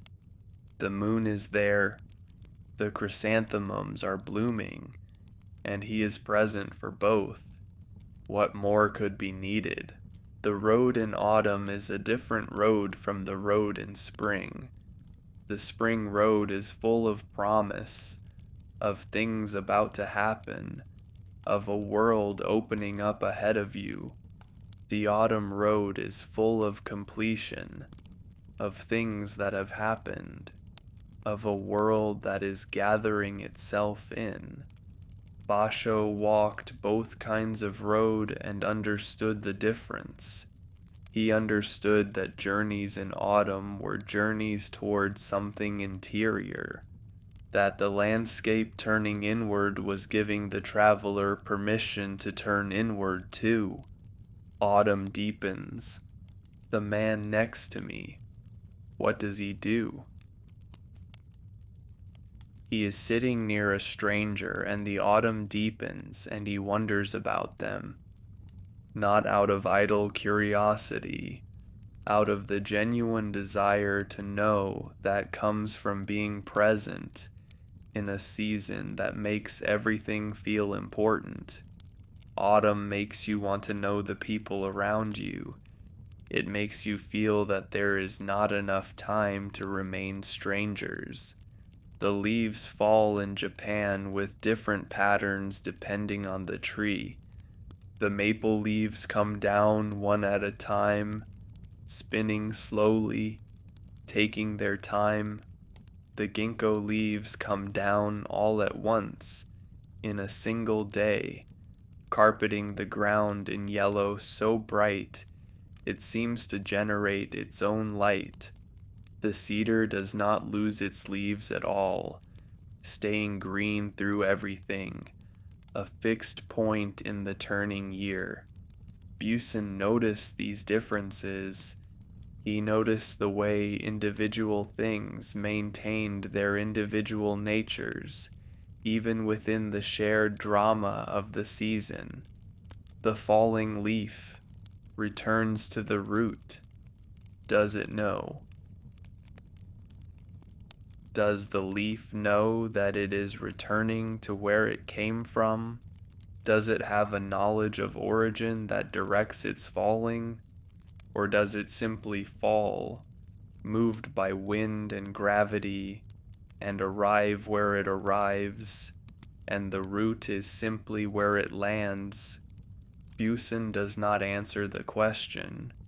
He leaves it open. He leaves it open because it is the kind of question that should stay open, that gains from not being resolved.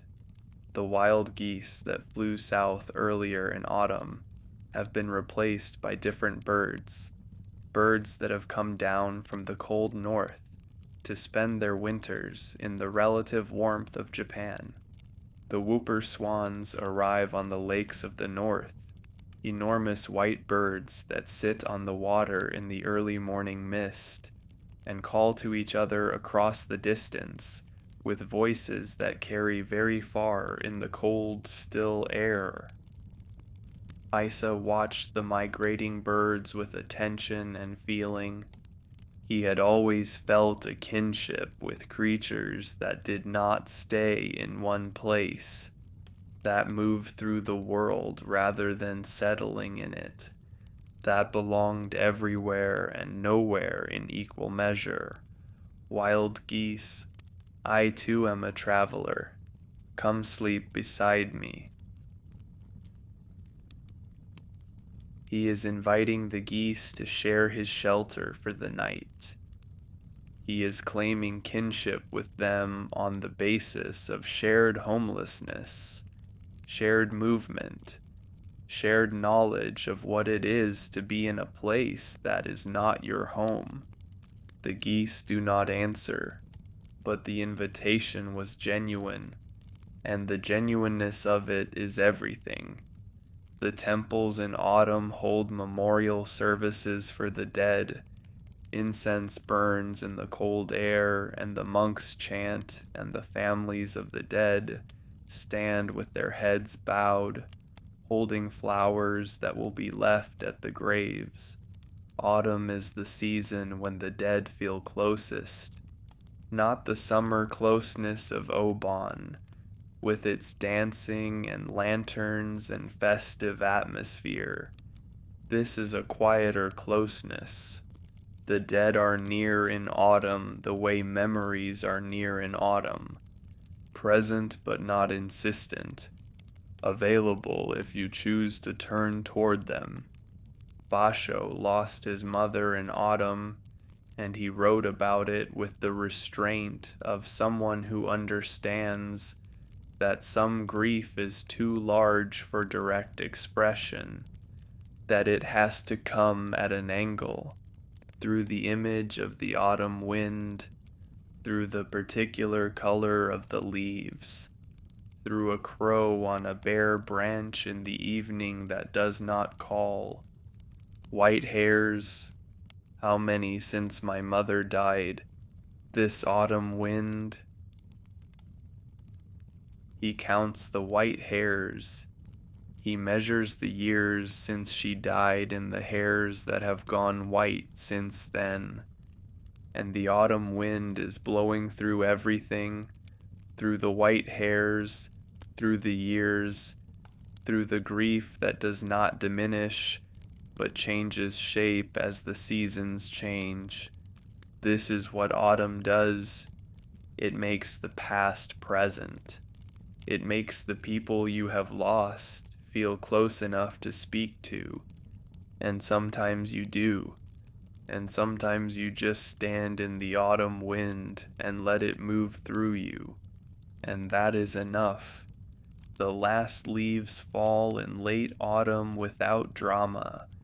There is no single moment when the season ends and winter begins. The leaves thin out over days and weeks until one morning you look at the tree that was red last week and find it bare, and you cannot remember exactly when the last leaf fell.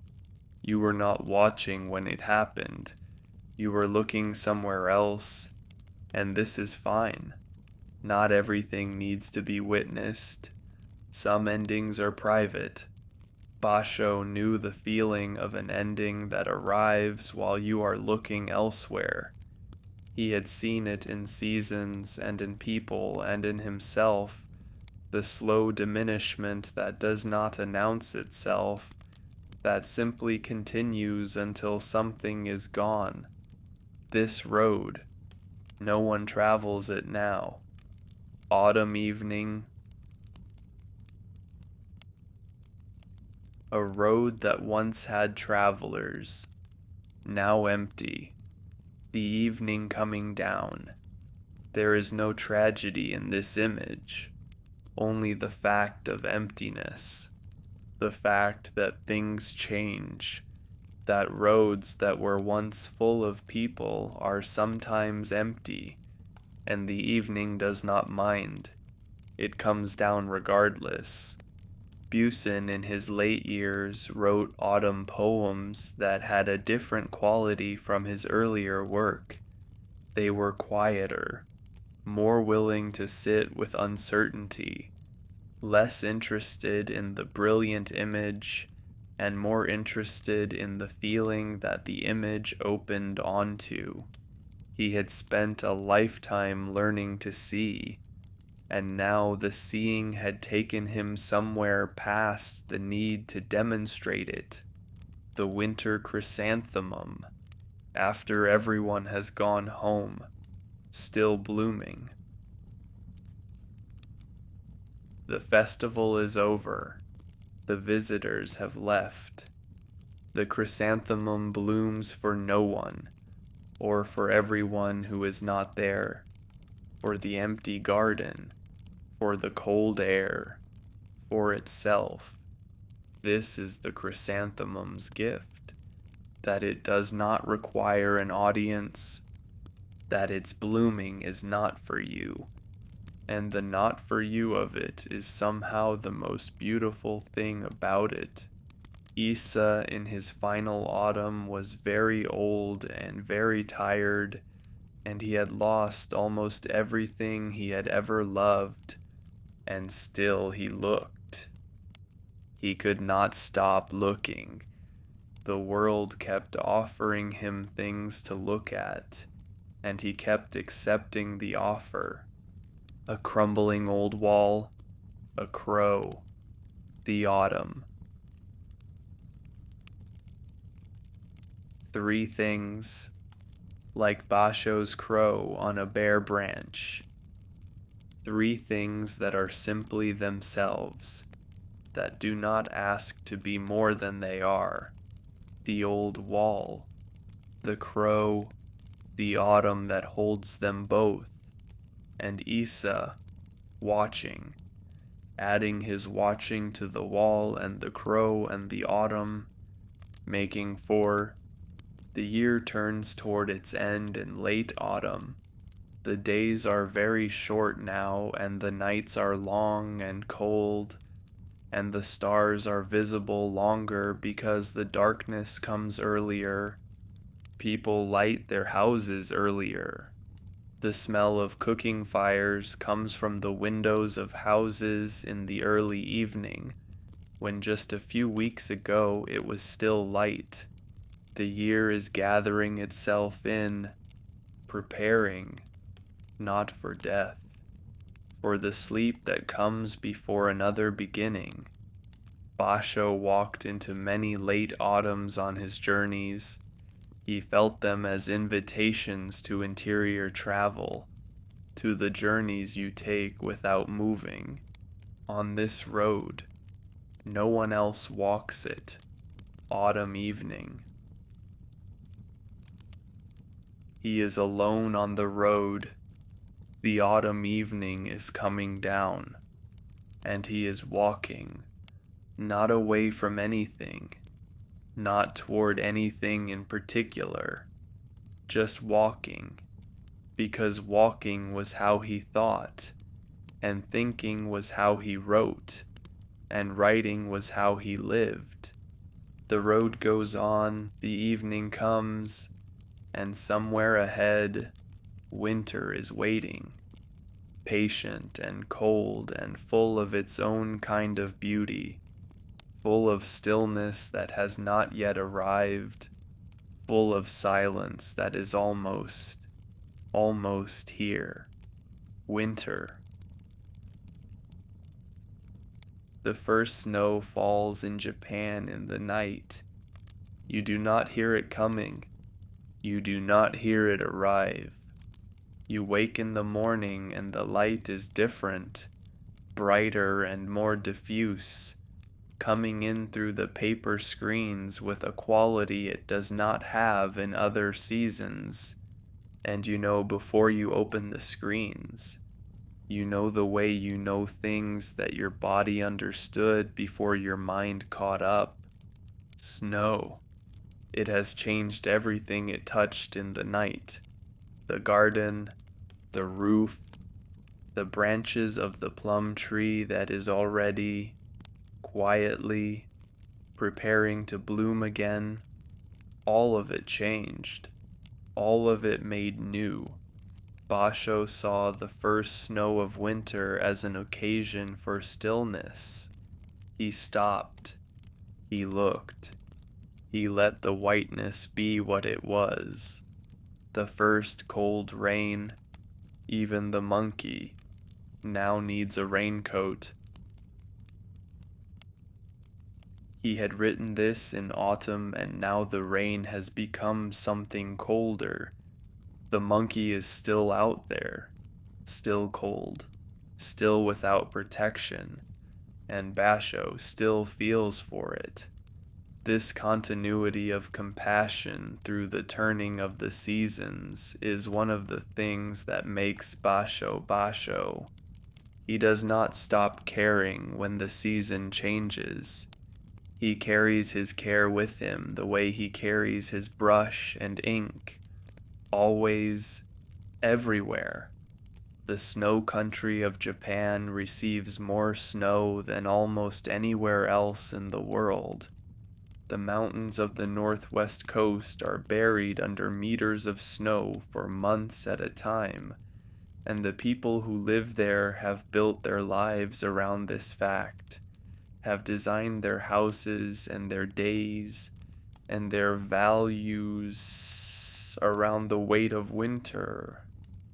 They speak about snow with the precision of people who have had to think carefully about it, the kind that falls in large soft flakes, the kind that falls in small hard pellets, the kind that drifts, the kind that packs, the kind that slides off roofs in the night with a sound that wakes the whole household. Buson lived in these landscapes and painted them and wrote about them with the eye of someone who has learned to find beauty in what cannot be avoided.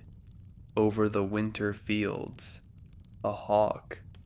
How alone. The hawk circles over the white fields. Everything below it is covered. Every familiar landmark hidden under snow. The hawk looks down and sees only white, and it circles and circles, alone in the cold sky, looking for what the snow has covered. This is winter as Buson understood it, beautiful and relentless, generous with its whiteness, indifferent to what that whiteness hides. The silence of a snowy night is deeper than any other silence. The snow absorbs sound the way it absorbs light, taking it in without reflection, giving nothing back. A dog barking 2 streets away sounds like it is coming from another world. A temple bell, when it rings, seems to ring for a longer time before it fades, as though the silence around it has made room for it to exist more fully. Issa knew this silence. He had spent many winters in small houses in snowy country, listening to it. He had learned to live inside it the way fish live inside water, not fighting it, not missing what it covered, but moving through it with the ease of long practice. In this world, we walk on the roof of hell, gazing at flowers. He is not being cynical, he is being honest. The world contains suffering beneath the beauty. The beauty is real.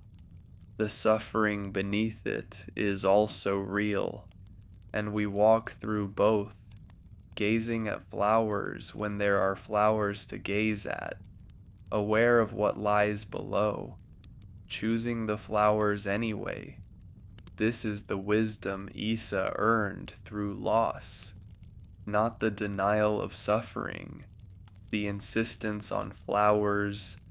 The frozen pond in winter is a different world from the pond of spring, where the spring pond was alive with frogs and reeds and the sound of water receiving things that leap into it. The winter pond is still and hard and silent. The ice is thick enough to walk on in the coldest months, and children do walk on it, slipping and laughing, testing its edges with careful feet.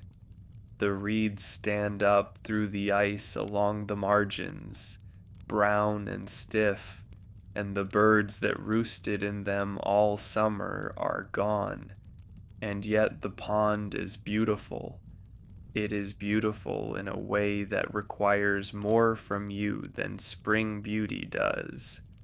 It asks you to find the beauty in stillness, in the bare and the hard and the cold. Basho stood at frozen ponds and found it. He always found it. Over the frozen lake, a crow calls. Evening. The crow's voice on the frozen lake.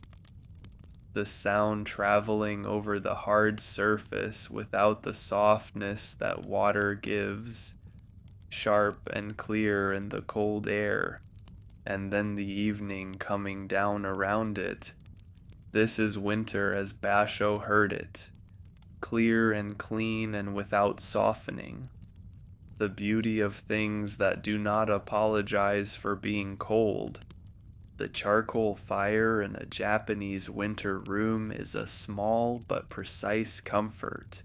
It sits in the center of the sunken hearth in the floor, and the family gathers around it, extending their hands toward it, pulling their robes closer, feeling the warmth on their faces while the cold continues outside the paper screens. The smoke rises, the kettle heats. The tea is prepared, and for the duration of this small ceremony, the cold outside is held at bay by something that fits in a hollow in the floor. Buson sat at fires like this and wrote about the cold outside with the authority of someone who was warm enough to appreciate the cold for what it was, the cold, and sitting together by the fire, two people,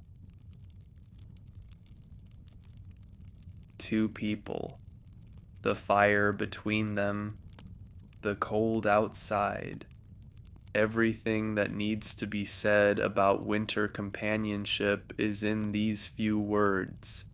The warmth shared between two people, the cold that makes the warmth necessary, the fire that exists because the cold exists.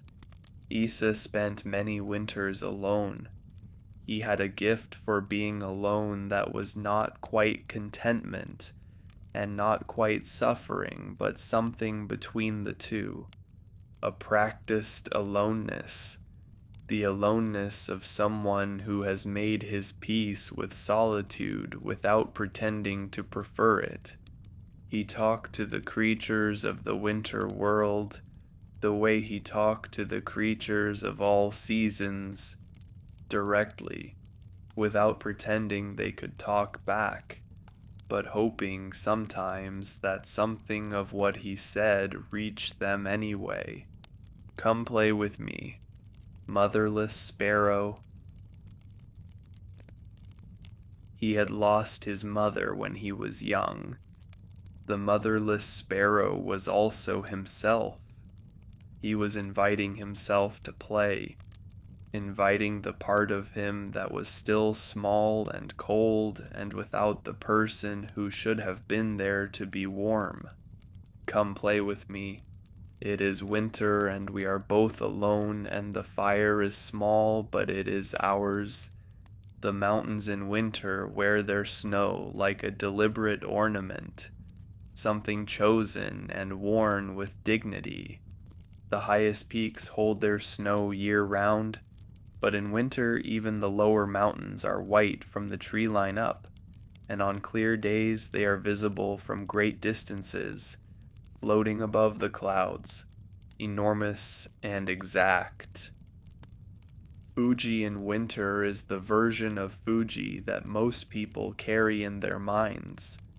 The perfect white cone against the blue sky, the shape that has been painted and printed and described so many thousands of times that it has become something more than a mountain, has become an idea.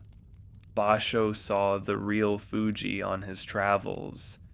He saw it in different weathers and at different times of day, and even knowing it as he did, as an actual mountain with actual weather, it still did something to him.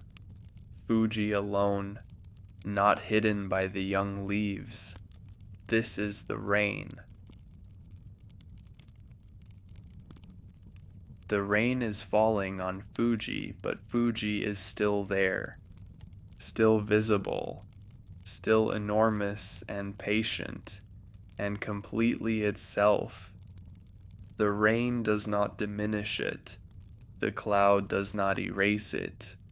It is simply there, as it has always been there, as it will be there long after the rain and the cloud and the poet looking up at it are all gone. This is the comfort of mountains in winter, that they do not require good weather to be themselves, that they are there regardless. The plum tree blooms in winter, not at the end of winter when the cold is already softening, in the middle of winter, when the ground is hard and the breath is visible, and there is no reasonable expectation that anything should be blooming. And yet there it is, small pale flowers on bare branches, white or pink or deep red, depending on the tree, and the fragrance. The fragrance is the most surprising thing, sweet and clean and unmistakably present in the cold air, as though fragrance were something that could only be fully appreciated when everything else has been stripped away. Basho loved the plum blossom more than almost any other flower. He loved it because it was early, because it did not wait for permission, because it bloomed in the cold and asked nothing. On a withered branch, a crow has settled. Autumn evening. He returned to the crow on the bare branch. He returned to it the way you return to something that is never finished saying what it has to say. Winter strips the trees the way it strips everything, down to the essential structure, and what is left is enough.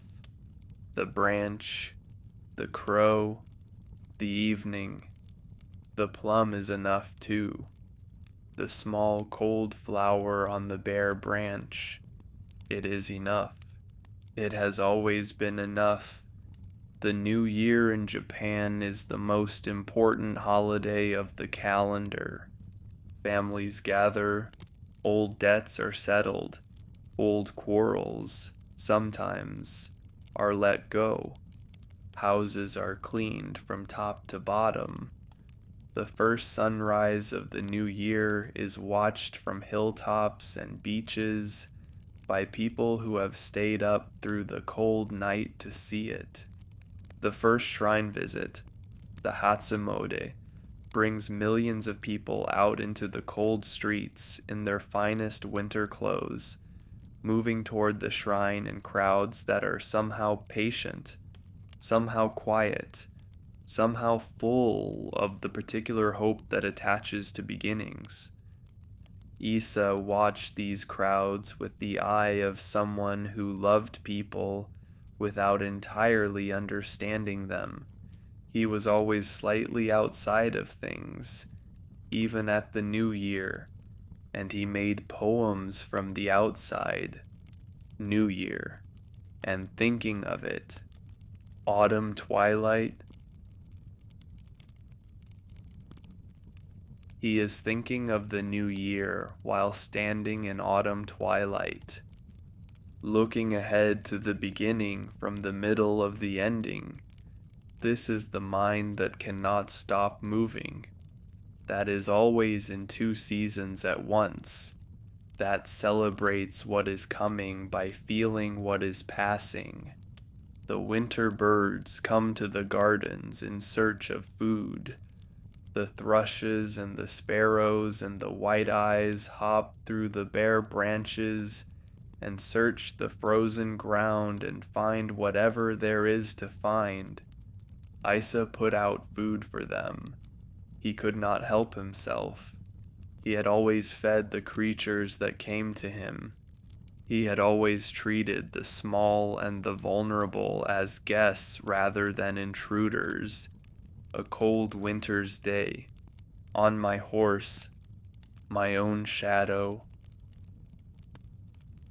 He is riding through the winter cold, and he looks down and sees his shadow moving with him. His own shadow, his constant companion, the thing that is most faithful to him, that follows him everywhere, that has been with him his entire life. It asks nothing. It goes where he goes. In winter it is long and thin and travels slightly ahead of him in the low afternoon light. His shadow, his faithful shadow.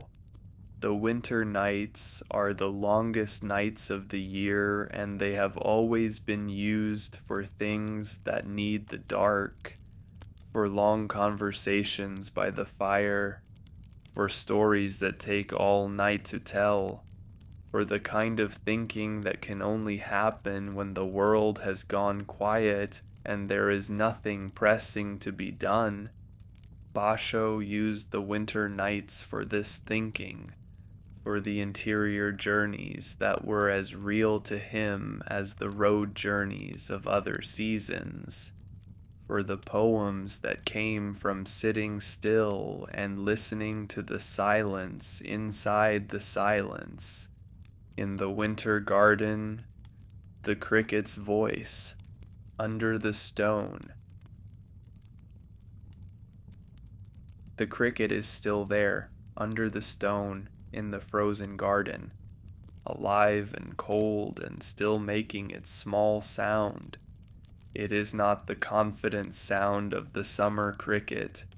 It is thin and intermittent and slightly uncertain, but it is there, under the stone, in the winter, still making its sound because that is what crickets do, in winter as in summer, whether anyone hears or not. The snow on the mountains does not melt in winter.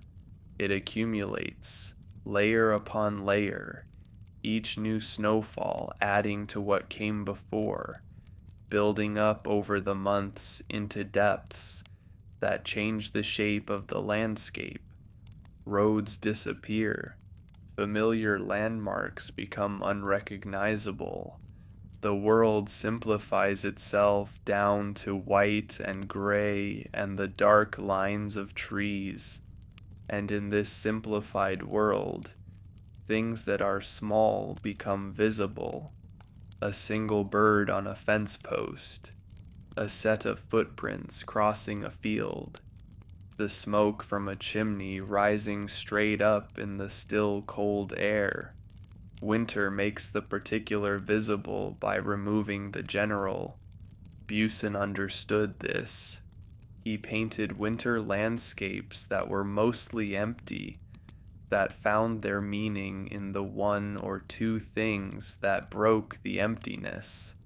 A traveler on a snowy road, the sound of a bell in the cold air, the light in a single window, cold night, the soldier's wife, alone on her journey. She is traveling alone in the winter cold. He does not know her story. He only knows she is alone, that she is going somewhere difficult, in a difficult season, without the person she would rather have beside her. Buson feels this. He lets himself feel it. He writes it down without explanation or resolution, only the fact of her, alone, in winter. The tea ceremony in winter has a different quality from the tea ceremony in other seasons. The host uses the deep bowl, the one that holds the heat longer. The water is drawn from a pot that has been heating since before dawn. The guests warm their hands on the bowl and feel the warmth travel up through their palms. And for the duration of the ceremony, winter outside is held in a different relationship to warmth inside. Not conquered, not forgotten, simply placed in balance. Basho understood the tea ceremony. He understood the principle behind it, that the proper attention to small things creates a space of genuine calm that is not dependent on circumstances, that you can be warm in winter by attending fully to the warmth that is available. Winter isolation, one color, the sound of the wind. One color, only white, only the wind sounding against it. And in this reduction, this stripping away of everything that is not essential, a space opens, a space that is quiet enough to hear the wind, quiet enough to feel what the wind is saying, quiet enough to be inside winter completely, without wishing it were spring. The children of Japan have always found snow to be an occasion for joy. They tumble out of houses at the first snowfall and throw snowballs and build snow figures and slide down whatever hills are available and come back inside soaking wet and pink-cheeked and deliriously happy. Issa watched children in snow with the particular tenderness he felt for all small creatures. He saw in them something that he had lost and not entirely given up hope of finding again. The unguarded happiness of someone who has not yet learned to expect disappointment. Children, playing house, beneath the cherry blossoms. It is not cherry blossom season.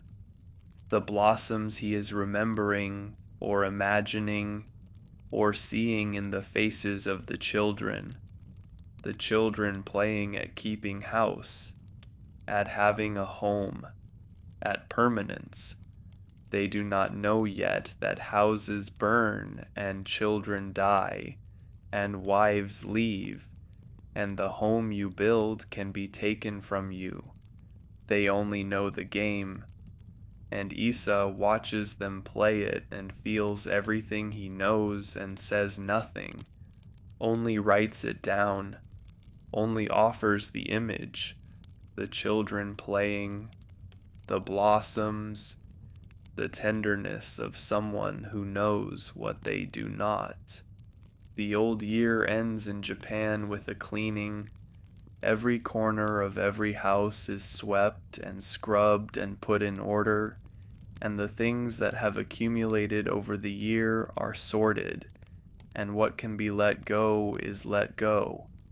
This is not only cleaning, it is a kind of ceremony, an acknowledgement that the year has weight, has residue, has left its mark on everything it touched, and a decision to enter the new year light, to carry forward only what is necessary, to let the rest go with the year that is passing. Basho understood endings. He had been present for so many of them. He had a gift for being the witness, for being the one who was there when something ended, and who found the words for what that ending felt like. The year ends, and I am still in my traveling clothes. He has not stopped moving long enough to change.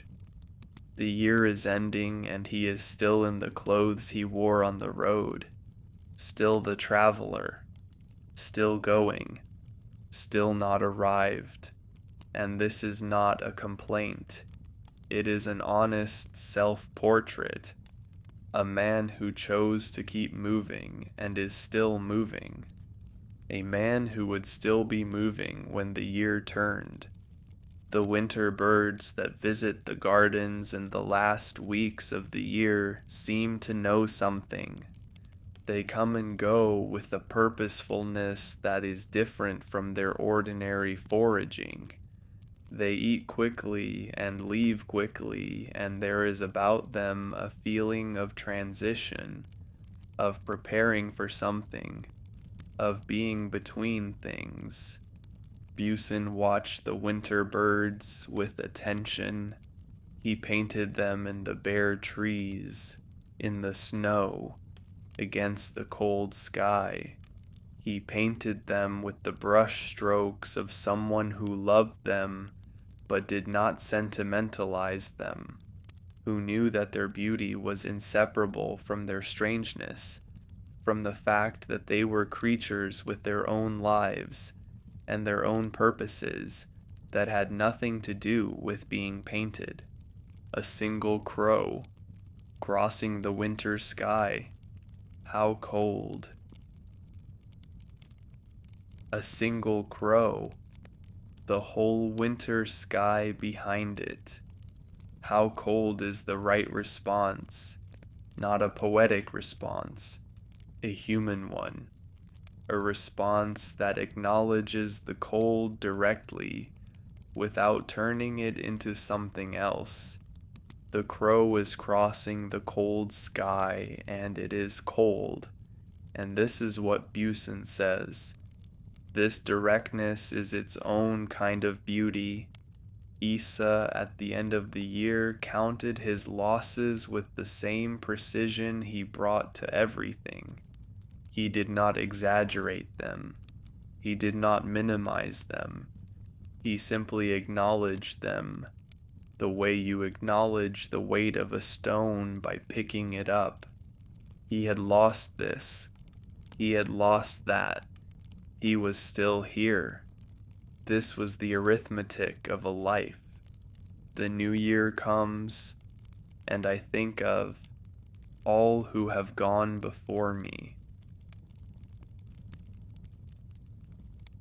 He thinks of them at the new year, all who have gone before, the ones who celebrated New Year's he would never see, the ones who taught him what he knew about loss and about poetry and about the stubbornness required to keep looking at the world when the world has given you reasons to stop. He thinks of them, and then the new year comes, and he is still here, and there is still work to do. The winter solstice is the shortest day of the year. From this day forward, the light increases by such a small amount each day that you cannot measure it in the first weeks, but it is increasing. This is what the solstice gives you, not warmth, not an end to winter, just the knowledge that the direction has changed, that from this day forward, The days are moving toward length and the nights toward brevity. That somewhere deep in the cold the year has already turned toward spring. Basho felt this turn. He felt it the way he felt everything, in his body before he named it. The beginning of the poem, the planting of the rice. He is thinking about spring. He is thinking about beginnings. In the middle of winter, he is already planning the poem of the next season, already preparing to plant, already turning toward the warmth that is still months away. This is the work of a life in poetry, to always be in more than one season at once, to hold the winter you are in and the spring you are moving toward, to live in the turning. The last days of winter in Japan carry within them the first hints of what is coming. Not warmth yet, not color, but something in the quality of the light, the way it falls at a slightly different angle than it did a month ago, the way it stays a few minutes longer each evening before it goes. The plum tree, which has been blooming through the coldest weeks, is still blooming, but the blossoms are fuller now, more confident, as though they know something the bare trees around them have not yet been told. Basho felt the end of winter as a kind of threshold, a place where something ended and something began, and the two were indistinguishable from each other. He stood at this threshold often. He had spent his life at thresholds. Spring is almost here. The thin ice on the morning pond. The ice is thin now. Where it was thick and hard in December, it is thin in late February, uncertain at the edges, retreating from the center of the pond by morning and returning by night. Basho touches it and it bends. It has not given up yet, but it is thinking about it. And in this hesitation, spring is already present. The last snow of winter falls gently. It is different from the first snow, which fell with the authority of the new season. The last snow falls apologetically, as though it knows it is out of place, as though it knows that the plum tree and the angle of the light and the slight warmth at midday have already made it irrelevant. It falls anyway, because snow in late winter falls the same way snow falls in midwinter. It does not save itself. It simply falls, and melts more quickly now, and the ground it melts into is ready for it. Buson painted the last snow of winter. He painted it the way he painted everything, with attention to what was essential, the snow on the branches, the color coming back into the world beneath it, the two seasons in the same frame. On the temple bell, a butterfly is sleeping. The butterfly has returned. It is early yet and cold enough that it can only sleep, but it is here, on the bell that will wake everything when it rings, resting, waiting. The bell has not been rung, but it will be, and when it is, the butterfly will startle into the air and spring will have truly begun. Issa in his last years was not thinking about ending. He was thinking about the particular quality of light on a late winter morning. He was thinking about the sound of the first uguisu he had heard that year, thin and uncertain, coming from the cedars near the temple. He was thinking about what he wanted to write next. This is how poets end, not with grand conclusions, with the next poem, with the image that arrived this morning and has not yet been given its words, with the world continuing to offer itself and the poet continuing to accept the offer. A world of troubles, but the plum is blooming. The world is full of trouble. He has always known this. He has lived it more than most, and the plum is blooming. And these two facts can exist together, do exist together, have always existed together, the trouble and the bloom, the loss and the flower, the cold and the fragrance that cold makes sweeter. This is what the four seasons teach, that nothing is only one thing, that winter contains spring the way night contains dawn, that the pond in winter is the same pond where the frog leaps in spring, that the crow on the bare branch and the butterfly on the same branch are the same branch in the same world, watched by the same eyes that are always astonished, always grateful, always aware that what they are seeing is both fleeting and permanent. The year turns. It has always turned. It will always turn. And somewhere, in a garden that is still cold, a plum tree is blooming in the dark before dawn. No one is watching, or everyone is watching. The distinction does not matter to the plum. It blooms anyway. It has always bloomed anyway, and in the blooming, the year begins again, as it always has, as it always will.